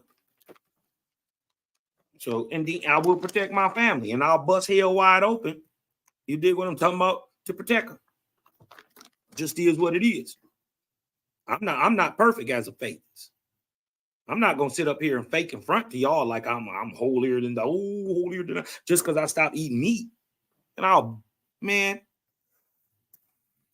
this is why I keep telling y'all, Cosmon ain't everybody flavor. I just keep it 100. If you ain't ready to do that, you probably that's why they ain't here. That's why they ain't here. Shout out to all the faithists, all the believers in the Great Spirit. Don't matter if you call them God, Lord, whatever. You here. You searching for that higher light. Something then ringed off in you. Because now what? You able to judge for yourself. You know killing babies is wrong. Nobody got to tell you that. You know sleeping with your mama is wrong. Nobody got to tell you that. You know killing infants, children, suckling babies, women and men are wrong. You can't never justify it. So now the question is, why do the religious sit and justify their God's demonic actions? Because they've been duped into believing God is the creator. This is what we come to shake up. Look what he said. You shall be your judge. You shall be your own judge. You. Cosmon gonna judge Cosmon in all things. Daryl gonna judge Daryl in all things. Ezekiel gonna judge Ezekiel in all things. Elijah 7 is gonna judge Elijah 7 in all things. Selah Shalom will judge Selah Shalom in all things. Sister Jamia, just me. Brown Liquor, Yaffa will all judge your own. You shall be your own judge in all things. What you think you got a conscience for? Let that sink in a second. Wait a minute, don't say nothing. Let it sink in a second. What do you think you have a conscience for? So you can be your own judge in all things. Behold, this is the Creator speaking. I sent my God to judge you.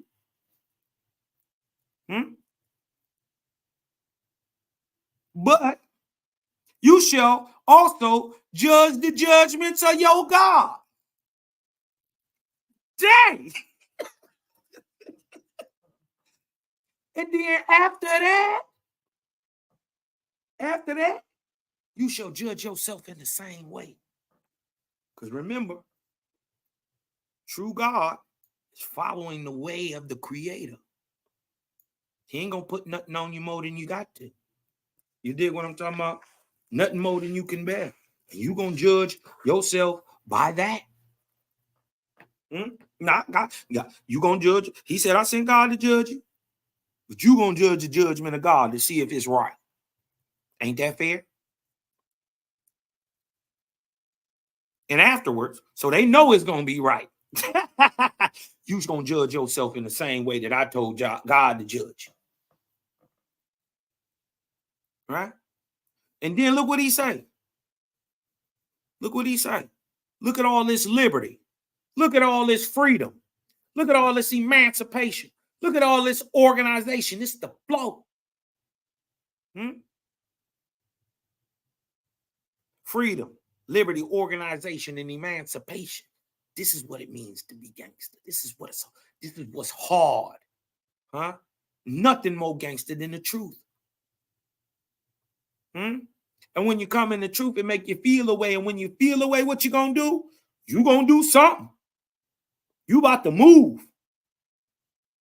Because look what he say. This is the creator speaking. This ain't God. Remember, this nigga sent God. He told God what to do. So we talking about something different. I created you a perpetual judge. Not only to judge yourself, and all the world beside you. You're supposed to judge yourself and everybody. Bible tell you, don't judge lest ye be judged, and mete it out with the same amount of judgment that you gave. Well, if my judgment is correct, wouldn't I want to be in the end of the day judged by righteous judgment if I gave righteous judgment in the first place? See, biblical God got you outside of yourself. The creator is bringing you back in. You are a perpetual judge. You judge yourself and the whole world. Okay? He said, I made you that to not only judge yourself and the world, but I'm so cold. Nigga, I'm so cold with it. Look at your father talk about, nigga, I know it's right. I ain't never made a mistake. I'm so cold. Not only am I going to let you judge God and judge yourself, but I'm so cold, I'm going to let you judge me. Ooh, you ain't never in your life heard nothing like this. You a liar. You a stinking low down dirty rat. If you say you heard any religious text that said this. Well, I speak different. Not only gonna judge yourself and God and the world, but nigga, I'm so cold. I'ma let you judge me. Huh? He say, I have given you many sacred books. Bible, OSP, Quran, Circle 7, Mahabharata, the Upanishads, Taoism, Confucianism, Catholics, Protestants, Baptists. I done gave you 1,000 goddamn books. The Mormon book. I done gave you everything. And I said to you, I gave you every book in the world. And I said to you, unless you judge them. But how do you judge them? You must read them. So unless you read them and judge them, you shall be caught in a snare of your own making. I charge you. This is your creator speaking. I charge you. You shall accept nothing from men, cosmon, angels, your granny them, the ancients, the ancestors. Don't believe shit they saying neither. Or God. Why we say don't listen to the ancestors? Because your ancestors could be a fucked up Drugian nigga. He ain't no better than you. Huh? He said you shall rely on your own inspiration from your creator directly, such as my word, which I speak to your own soul. Listen what he says. What comes to you from a man is indirect inspiration.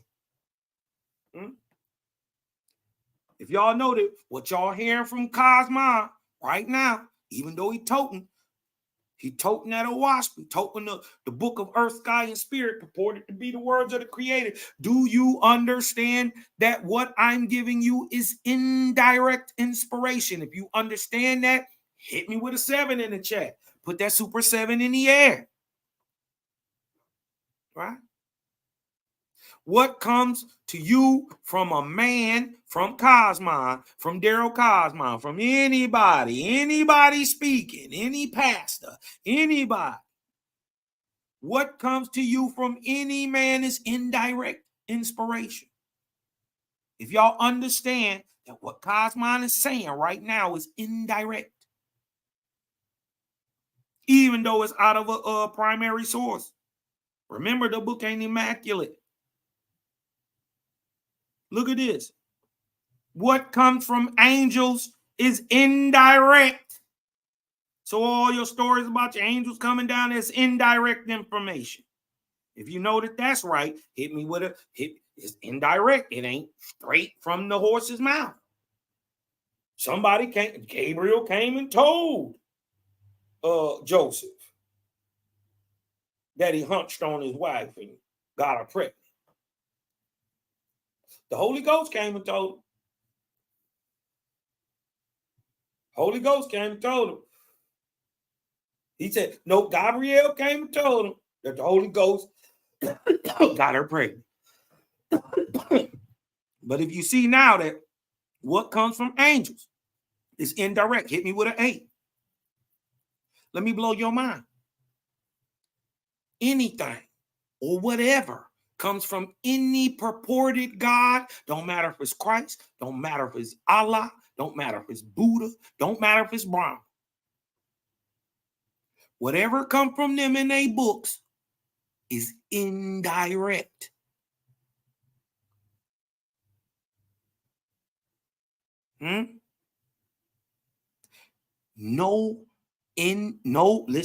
Listen, this is key.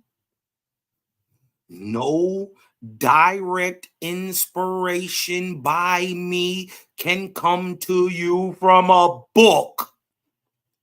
That anybody talking about religion. Huh? We ain't too fast. You just listening too slow. Huh? We ain't going too fast. You just listening too slow. You got to vibrate higher. This is why you might not get it. You're still stuck in cognitive dissonance. No direct inspiration can come to you from a waspy. Huh? Y'all think we just stand on this shit? We ready to master this to get on to a higher life. Because there's something coming after a waspy. But y'all can't even get this. Shit, you ain't even filled the law in your own Bibles. You ain't fulfilled none of that.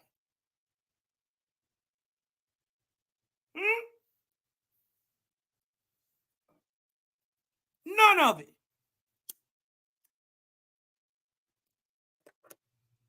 This why they don't want to talk to us. Because no direct inspiration by me, the creator, can come to you from a book or from a sermon or from anything in all my creation, but only from me, your creator.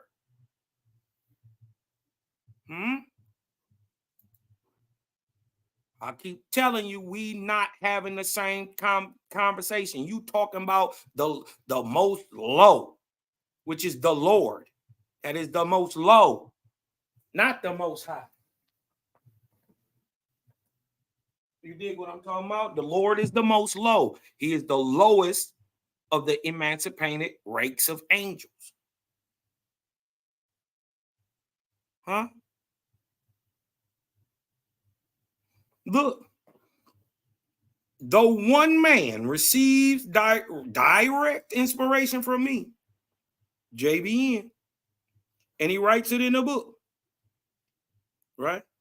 Yet, when it comes to me, right, and then down to you, that's third, fourth hand inspiration.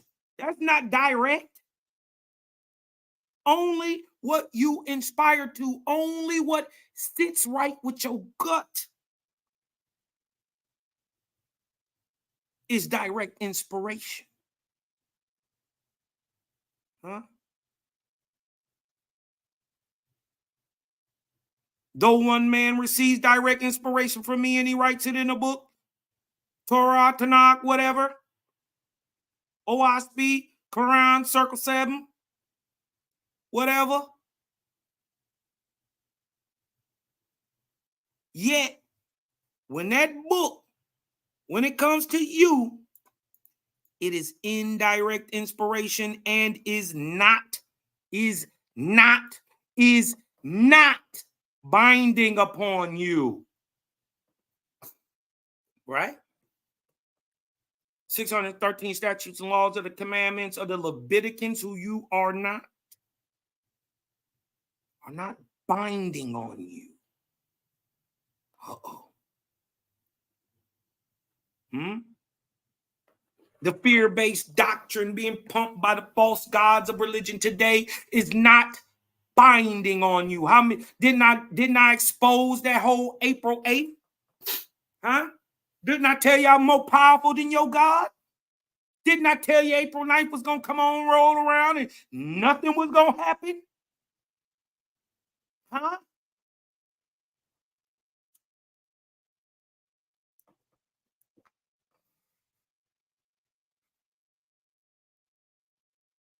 So who doctrine really powerful? Who got a book that's really powerful? If mine is teaching me how to get this type of discernment and inspiration up out of it, that I can even debunk false gods and their fear-based doctrine about moon, stars, eclipses, and whatever. Who really the power?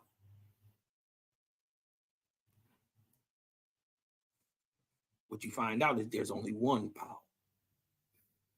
It's only one force.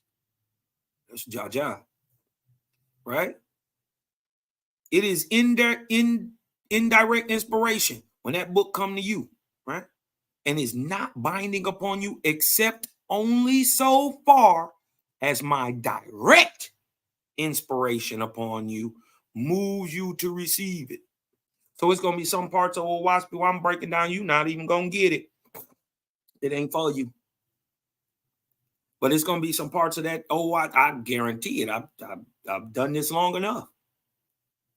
That boy, that soul cooking going to be good. Seasoned right. This like collard greens and cornbread. Right? It's right every time. You see what I'm saying? You got some fire buttery cornbread and some fire collard greens. Actually, as a matter of fact, turnips and collards mixed together. Oh, that's soul food right there. Huh? That's how Jah hit your stomach. He can go, When you hear that truth sit right with you. Be like, dang. Okay. Only the direct inspiration that comes from any indirect inspiration can be tied to you. Only what you accept, right, is what moves you, is what you receive. But what you receive is the direct inspiration of the Creator itself. And yet, I did not create all men with the same clearness. I'll repeat it. Yet, I did not create all men with the same clearness to perceive me and to frame my wisdom. Words. Everybody can't get this. Ain't gonna be no more cosmons like this. He got to be better than me after next time. Ain't gonna be no more Daryl Cosmon. The next guy gotta be better than Daryl. We setting a foundation here. You ever wonder why it's only 4 people who really get this out? Who stand by the Creator? I mean, there's a whole bunch of us, but you're going to talk about who really get the message out. Huh? That remnant of the Algonquins in the Americas? Yeah, us.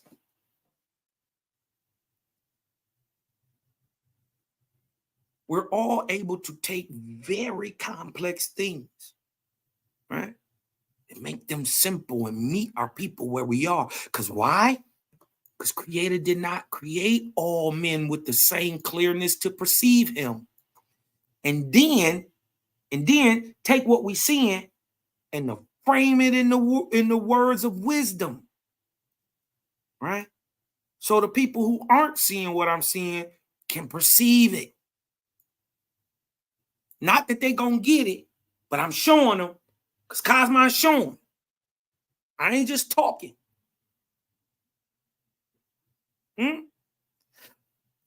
Look, only a few will turn away from the inspiration of the world and come to the Creator. Huh? Ain't the Creator good? It's a benefit to you being here. This is just the beginning of your works. This is why knowledge is power. Because only a few of these Negroes is going to turn away from the inspiration of the world.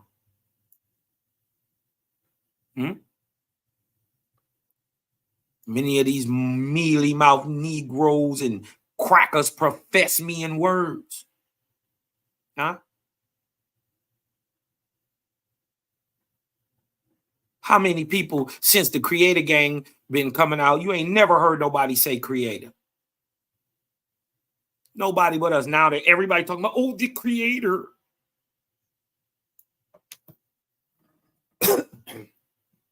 Many of them profess me in words. They talk a good game, but they do not fulfill my inspiration in practice. What is the Creator's inspiration in practice? What is his way? Good works done to others. Look. My words come easily to the pure in heart. So if you're pushing back against this, look at yourself.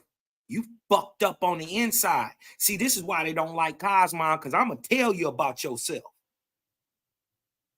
The reason you can't get this is because you are dark and ignorant and fucked up on the inside. Huh? I couldn't get it through you stiff-necked niggas no other way.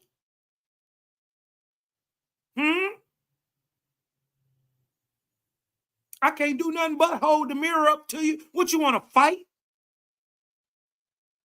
You don't want to do that neither. It's not my fault you aren't getting it. It's not my fault you still have cognitive dissonance. It's not my fault you're too ego-driven and self-driven, selfish to admit that you may not know something. Huh?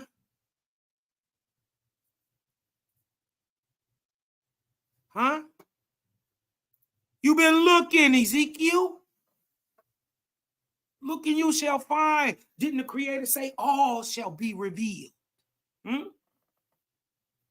He said, do not believe that a loud speaking speaker will come up out the sky, crack the sky and save you. He said, man wouldn't believe it. He said, so I shape the righteous with my own hand, and they come into righteousness without belief, with knowledge and with knowing. Huh? That's right. You've been searching. We are not saying what nobody else is saying. When they sit down long enough, they be like, oh shit, wait a minute. I've asked those questions too. My words come easily to the pure in heart. If you ain't getting it, now you know why. Maybe you're not pure in heart as you think. Huh? He say, and my wisdom shows itself in the frame of their speech. Cosmon bark on you.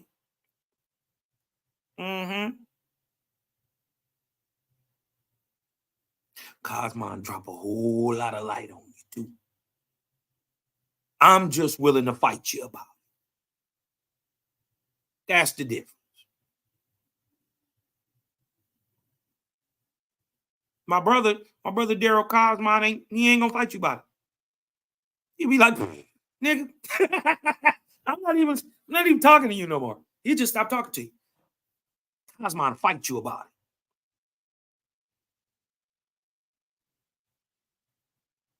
it. Because I know Creator is undefeated and truth always wins in the end. Nothing more gangster than the truth. Only a lie can last, or a lie only lasts a little bit. The truth and the light will last forever. He say, my wisdom shows in the frame of their speech. Half the time we ain't even on the earth. What he say? Nothing is so easily read as my created worlds. Look out, look into the creation. Find the creator.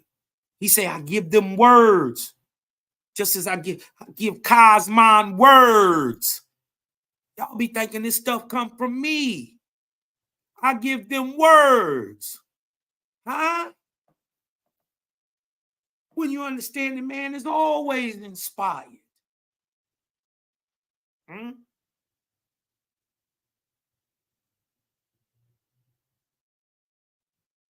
For I give them words, just as I give inspiration to the animal. Come on, Jaja. This is why what we do hits different. To do perfectly and wisely the parts for which I created them. Selah Shalom is not like Malachi Maccabee.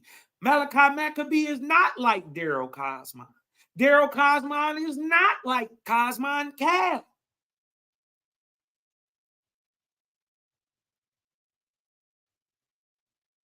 Not only are we 4 different people, we have 4 different teaching styles. Nonetheless, we all 4 cut street dudes that been there, done that, don't got time to be playing with you. I'd rather tell you the truth and hurt your feelings than to lie and give away my kingly standing. No way. Y'all not worth it. No. I'd rather tell you the truth and let you deal with it on your own. Because whatever's gonna happen about you ain't gonna affect me. So it ain't gonna hurt me to help you or to watch you get hurt. Now, when you get there, no. I told you, don't go down that long, dark corridor. Oh, let me go see, Cosmon. What's down this long, dark corridor?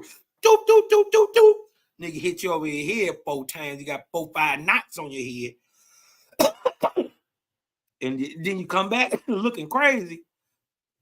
I'll be like, I told you, don't go down there.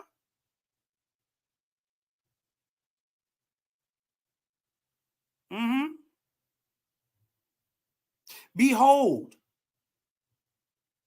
I show the dumb spider how to weave its geometrical net. Is it a greater wonder for me, the creator, the nigga that makes sun, moons, and stars, and your weak ass God that you praising to right now? Because true God never even asked for praise. Let that sink in. Hold on, let this sink in. If your God ever asked you for prayer or said you should sacrifice to him, right? That is objective proof he's false. Remember, God is your brother, not your father. God is a one-time living man. Nothing more than you will be in time to come. He say, I gave a dumb spider. I taught him how to spin that geometrical net. He said, is it a greater wonder for me, the creator of everything? The nigga who make the possibility for the possibility of all possibilities and then turn around and do it. You think it's a wonder for me to get a words of wisdom to Cosmonian? Couple of them, just a few. You think it's such a great wonder to give words of wisdom to Selah Shalom? Huh? I taught a spider how to spin a geometrical net. Huh? I taught dogs that they hate cats and love bones. I taught rabbits that they should run from foxes, and hawks that they love to swoop and fly. What are you talking about? Nigga, I made the sun. You think I can't give a couple lowly niggas some good words to say? Huh? It's the difference. It's the difference, y'all. He said, I give them words. Just like I give inspiration to the animal, what y'all call instinct, I make them do wisely. Huh? Because just like I created that spider to spin that geometrical net, I created the horseman. I created the horseman. I created the creator gang. I created the faiths to do perfectly and wisely the parts for which I created them. Anciently, you were called Algonquin. Anciently, you were called Israel. Anciently, you were called the Vrishvedi or the Vedics. Anciently, you were called the children of Hotien. Do you know?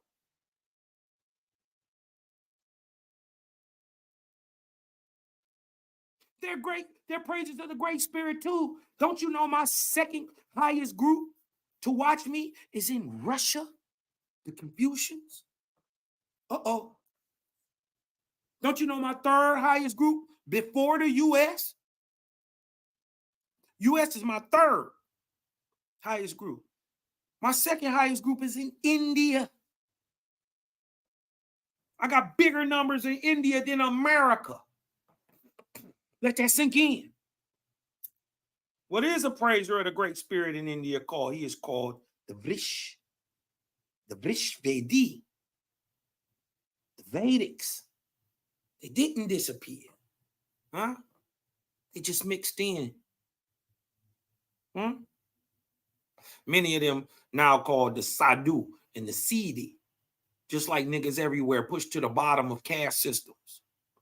Right? Praise Yahweh though. Huh? Everybody who has oppressed you no longer exists. What you think about to happen? The Israelites oppressed you. Where are they? The Assyrians oppressed you. Where are they? The Persians, the Medes, the Babylonians, the Macedonians, the Greeks, the Romans, huh? Islam, Christianity. Where are they? They are falling in the wane today. Huh? That thing that you perceive in that end time calamity is not you falling. It's this crooked government, which is ran by a crooked deity. Huh? Inspiring crooked men. You've done too much dirt to bounce back. You caught in a karmic spiral. It is what it is. Jaja say, get out the way, faith is.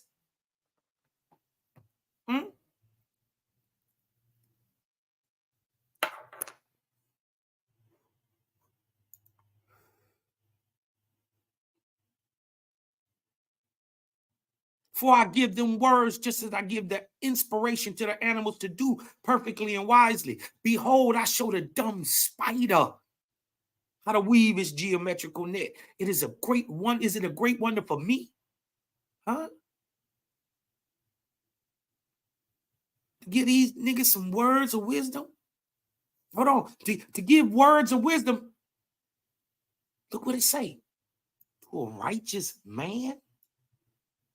This the same nigga that they said made a snake talk. This the same nigga that made a donkey turn around and talk to Bali. It's the same nigga that made a wolf talk in the book. You don't think he could turn around and give inspiration to a righteous man? Catch up, mustard.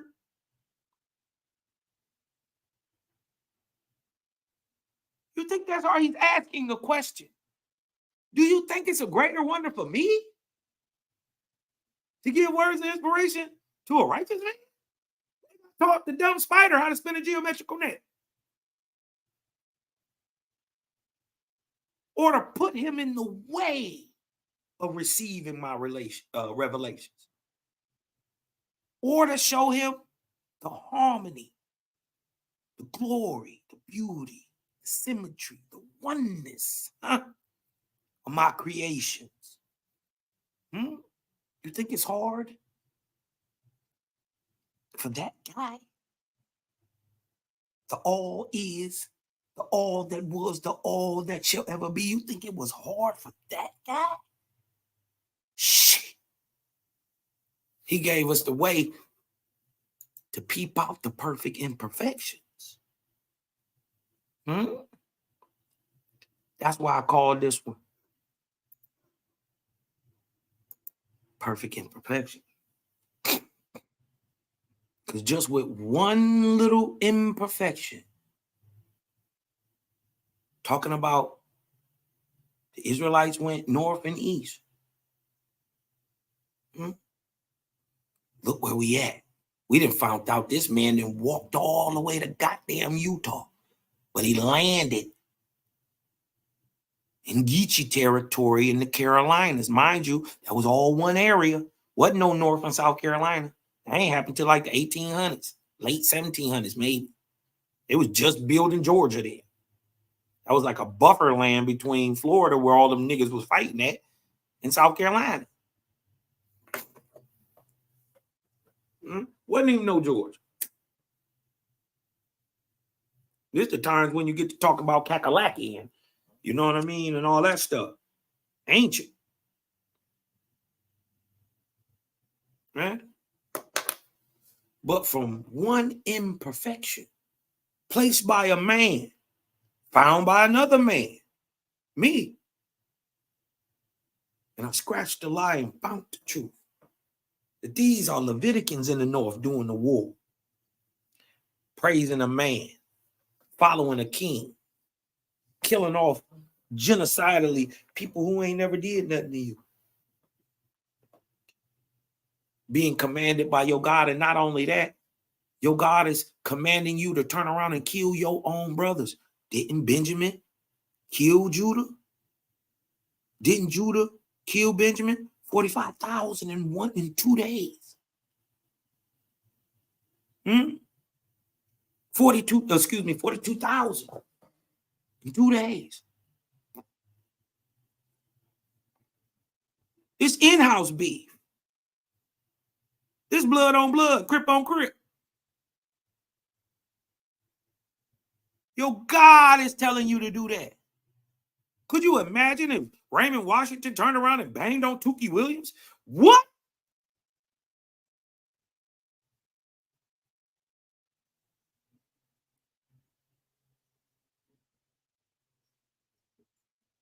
It's crazy.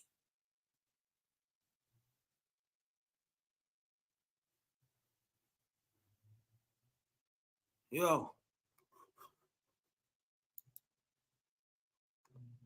Just sometimes imperfections are the perfect things to the next level.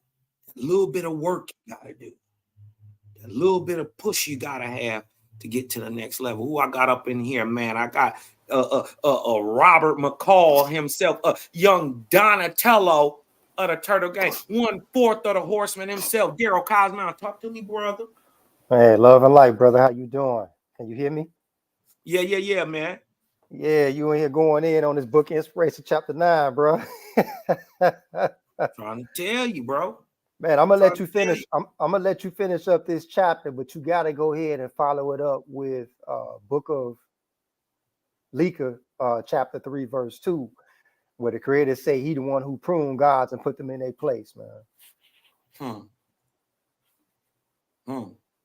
What do you think about sassafras being named as a mountain that got a big split in it that's dumping water in a place that the Geechee this hasn't been proven yet, called Medet in their old tongue, right? Yeah, it's my first time ever hearing anything like that. I wish I had something profound to say. I'm just not learning about it.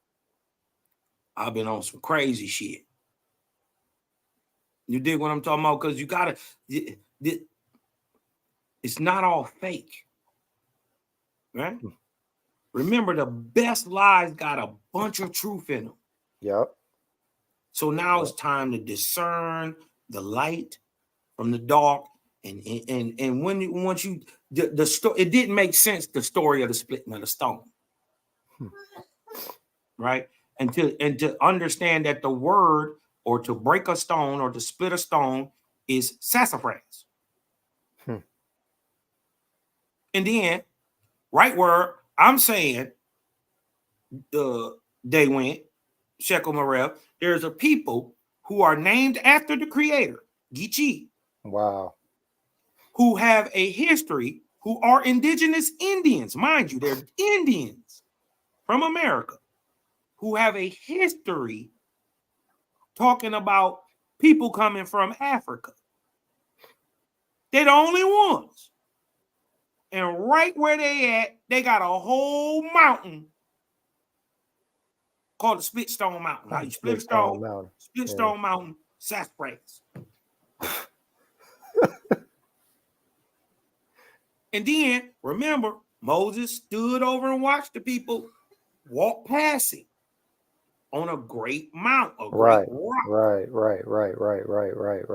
That rock, once you understand that they went west, once you understand they went west, that rock is Casablanca, or the White Mount, the White Rock. Yeah, I'm still, like, I heard a lot about Moses and the Israelites coming over to Watama, and the more I look into it, the more convincing it's starting to sound, to be honest with you. What about a 3,400 year old what you call that, a prophecy, 3,400 years old to the year, right? That started in 1549 and ended in 1849 with these people going, that these people are the creator, smashing the western coast of America. Yeah. And then he told them, you gonna go there. Yeah. And as soon as you get there, I'm gonna start Cosmo on air. Yep. He say we gonna circle. He say gonna go west, and we gonna circle the globe until we circumscribe the earth. We gonna circumscribe the earth. Yep. But the dope part is, once you reach the west coast, once you get to the west coast, I'm gonna start Cosmo, right? Yep. And a lot of that made sense. Same year that a nigga found gold, 1848. Right. I was just going there. You California, did a whole show on that. 1848, right? He found gold. Yep. Right. I was just about to reference that presentation you did on the 49ers. I was just about to reference that because I watched that presentation, and it was that presentation that opened my eyes even more. To the idea that Moses could have stepped foot on this land, man. Listen, what sound more memorable? If I split the Red Sea, which is about 2 miles wide. Or if I split the Ethiopic Sea or the Atlantic, With the Atlantic, which is about 2,000 miles wide, man, which one would you think would be remembered that Atlantic, 3,500 years later? that Atlantic. It just Yeah. sound it's like I say, it's a lot of things. Like I say, it's a lot of things, a lot of occurrences that happen or events that happen that is you can't comprehend it. It's difficult Right. to comprehend. Right. It is. It's Even when difficult you to see comprehend. it, even when Even you when see you see it and you get it, it's still hard to wrap your mind around. Like, Yeah. nigga, you held up the seawalls. Yup. Even with the evidence that's present, man, it's hard to wrap your head around that. Like we can always, Yes. and the thing is, we have a tendency to wrap our minds around something tangible, and we have a tendency to wrap our minds around something small. Why? Because something small is something that we can comprehend. So, okay, well, he split a Red Sea, but we can comprehend that. But Yeah, to say he walked across the Atlantic, we can't comprehend anything like that. the crazy part, it don't never say he split the Red Sea. Right. The Bible That say too. the Reed The Sea. Reed Sea, yeah. Right? Yeah. So we know that 3 reeds in a row is the sign of Ethiopia. It's the sign for land, period. But in Ethiopia, that's the home of writing. This is where papyrus and all that stuff come from. And this is why the reed is used. But anciently, the Atlantic is called the Ethiopic Sea, the Ethiopian Sea, or the Reed Sea. Wow. It's the same thing, right? See the tie? So for this nigga to be dropping a prophecy that was told in 1549 that exactly popped off 3,400 years later to the year. Not no extra time, just right on time. Mm-hmm. That I would get these people to the Western coast. And then how smart do you got to be, right? And forward thinking to put something that everybody would know about as the cause of the migration, where we could see this great movement. How smart you got to be to let man find gold? You know he was going to write about that. And they got a saying. It said in a WASP, and I'm paraphrasing, but it says this basically goes to show you how far true God's plans are ahead of the false gods. Yeah, I had what was that at? I read that same thing just recently too. Mm-hmm. And now, you know what? I wish I would have recorded that, but I wish I would have recorded that in my memory or wrote that down, because that was the one verse that showed me that I need to be a forward-thinking person with anything that I do. Yeah. And you want me to tell you what gave me that? Before I even peeped on that, when I watched the triune God tennis, go to true God and talk, and he let him talk. True God was already 4, 5, 6 steps ahead of. He was just gonna let him talk. It's like chess. It's like playing chess. Like it's like chess. Yeah. You know what I mean? Yeah. He was already 4, 5, 6, 7, 8 steps ahead of him, and then told him what was gonna happen. Mm-hmm. I'm gonna let you get it out. You know I'm gonna cut you up. Yep, and I'm gonna cut you up afterwards. That's why I sit there. That's why I sit there and let people talk. You know, like you go ahead, have a conversation with them. Go ahead and get out what you about to say. Because I'm already calculating. Already calculating. Equalize already calculating how you gonna hit you with it. As soon as you done talking, running your mouth, I'm about to run you right back into your sword. I didn't move my head off the line, You dig what I'm talking about? I took my step in and threw my overhand right while you're punching. Bam. So I done used your energy against you. Right. You dig what I'm talking about? Walking them into the punches. I'm 4 or 5 steps ahead of everybody. I ain't even asking questions I don't know the answers to. Yeah. Right? This is why I talk to old folks. Because they know some stuff I don't know. Yeah. But you see, that's them gods, though. You can learn a lot from the gods and the wise people. I learned a lot from myself. That's why that very verse 2 was the reason I had started researching strategic thinking.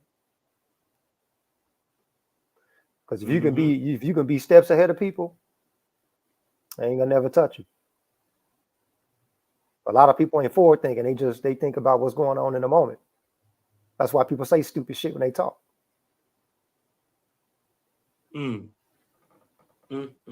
not thinking. Like you can be. It's the difference between planning something and being impulsive. You broke up a little bit, bro. Say it again. No, I'm sorry. No, I was saying, hold up real quick.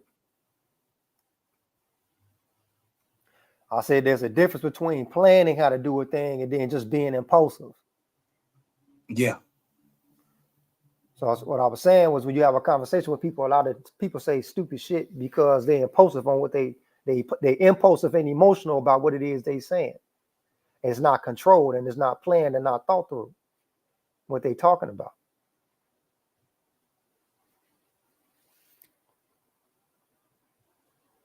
Yeah. Hey, man. Hey, thank you for coming through, man. And I wanted to tell you, man, that was that lesson that you did, man. If y'all haven't catch Jehovah Chronicles number 138, Daryl Cosmine. What's it called again, Daryl? Man, it's called Yahweh, the demon of, damn, what did I call it? Yahweh, the demon of the Bible? Something like that. Something like that. You dig what I'm talking about? The Yahweh, listen, it's number 138. That thing a lightning bolt.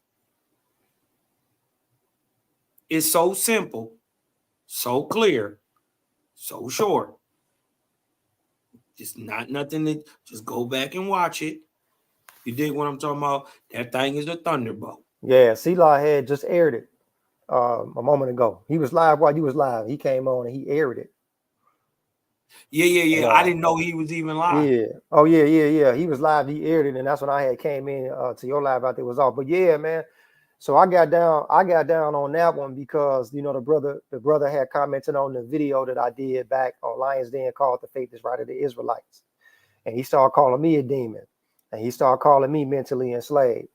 You know what I'm talking about? And so that's everything against what I am. That's everything against what we are. All we all talk about is liberty. We all talk about liberty and freedom and freedom and being benevolent and being righteous towards yourself and your fellow man. Not at the expense and not to the misbenefit of your brother and your sister. Not to the misbenefit of your brother and your sister. Because Osari, he makes it plain and clear that I made resurrection and salvation compact. I made it compact. So you have to do it as a group. You have to do it you can't step on the back of anybody to try to get to the higher heavens, huh? Okay. Hey, Daryl. Yo. I'm gonna go over there. I'm gonna catch it. I'm gonna catch it on Selah thing. I didn't know he was live. I had to go back and because I hadn't been in the chat all morning. Yeah, no, you ain't miss anything. No, you ain't missing anything. He just did a little rebroadcast. That's all it was. Yeah, I'm gonna go back and check it anyway though. Yeah, but I didn't really mean to come on. I ain't mean to come on and disturb, to be honest with you. I just wanted to just after you got done with this chapter, I wanted you to go ahead and break down Leka 3 and 2. Leka 3 and 2? Yeah, so yeah, finish up your chapter here and then hit that Leka 3 and 2. That's really what I came on for. Done. I'm done. I'm about to go get the shorties in a minute anyway. Oh, okay. Hold on. Book of Leka. All right, this thing want to go slow. I'm gonna go slow now. Let me close this out.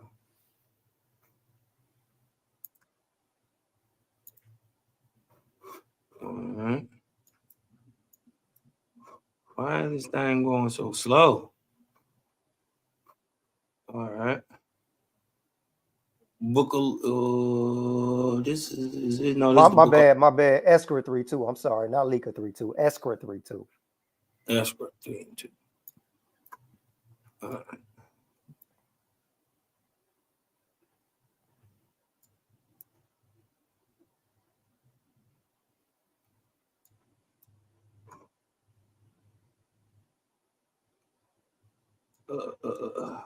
Yeah, I love hearing your thoughts and your interpretations when you read some of these passages, man. I'll be real Man, into it. whoever sees my ways cannot fail to understand.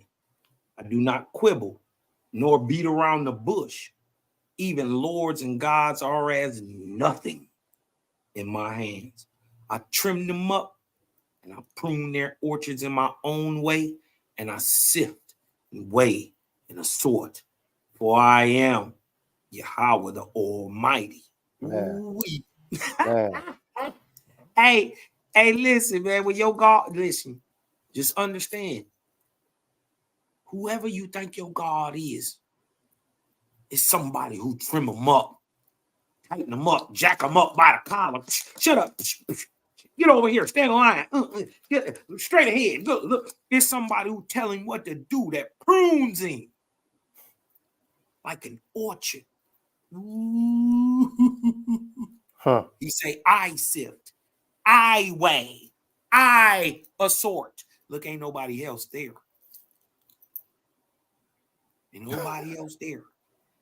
He ain't asking nobody else to do anything for him. There's no need for an Elohim. I sift.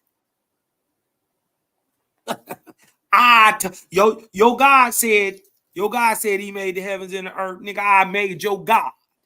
Man. Damn, it hit Man. different. Hey, look. Hey, Daryl, man. Hey, tell the people where they can find you, man. I gotta get up out of here. Yeah, go ahead. Yeah, you know what? I'm very easy to find. Just hit me up on Facebook, Daryl Cosmon, DARRYLKOSMON, Daryl Cosmon. Hit me on Messenger. Hit me on Facebook. You can find me that way, straight up. That being But said, it's your about boy to, gotta get up out of here, man. yeah, for sure. I'm gonna slide out too, man. But yeah, it's about to get real heavy, boy, real soon. That's right. Uh-huh. Hey, love, light, balance to you and your family, man. And I want you to just breathe in. Let that light in. Hey, man, because I'm Cosmon, and I'm out, y'all. Peace.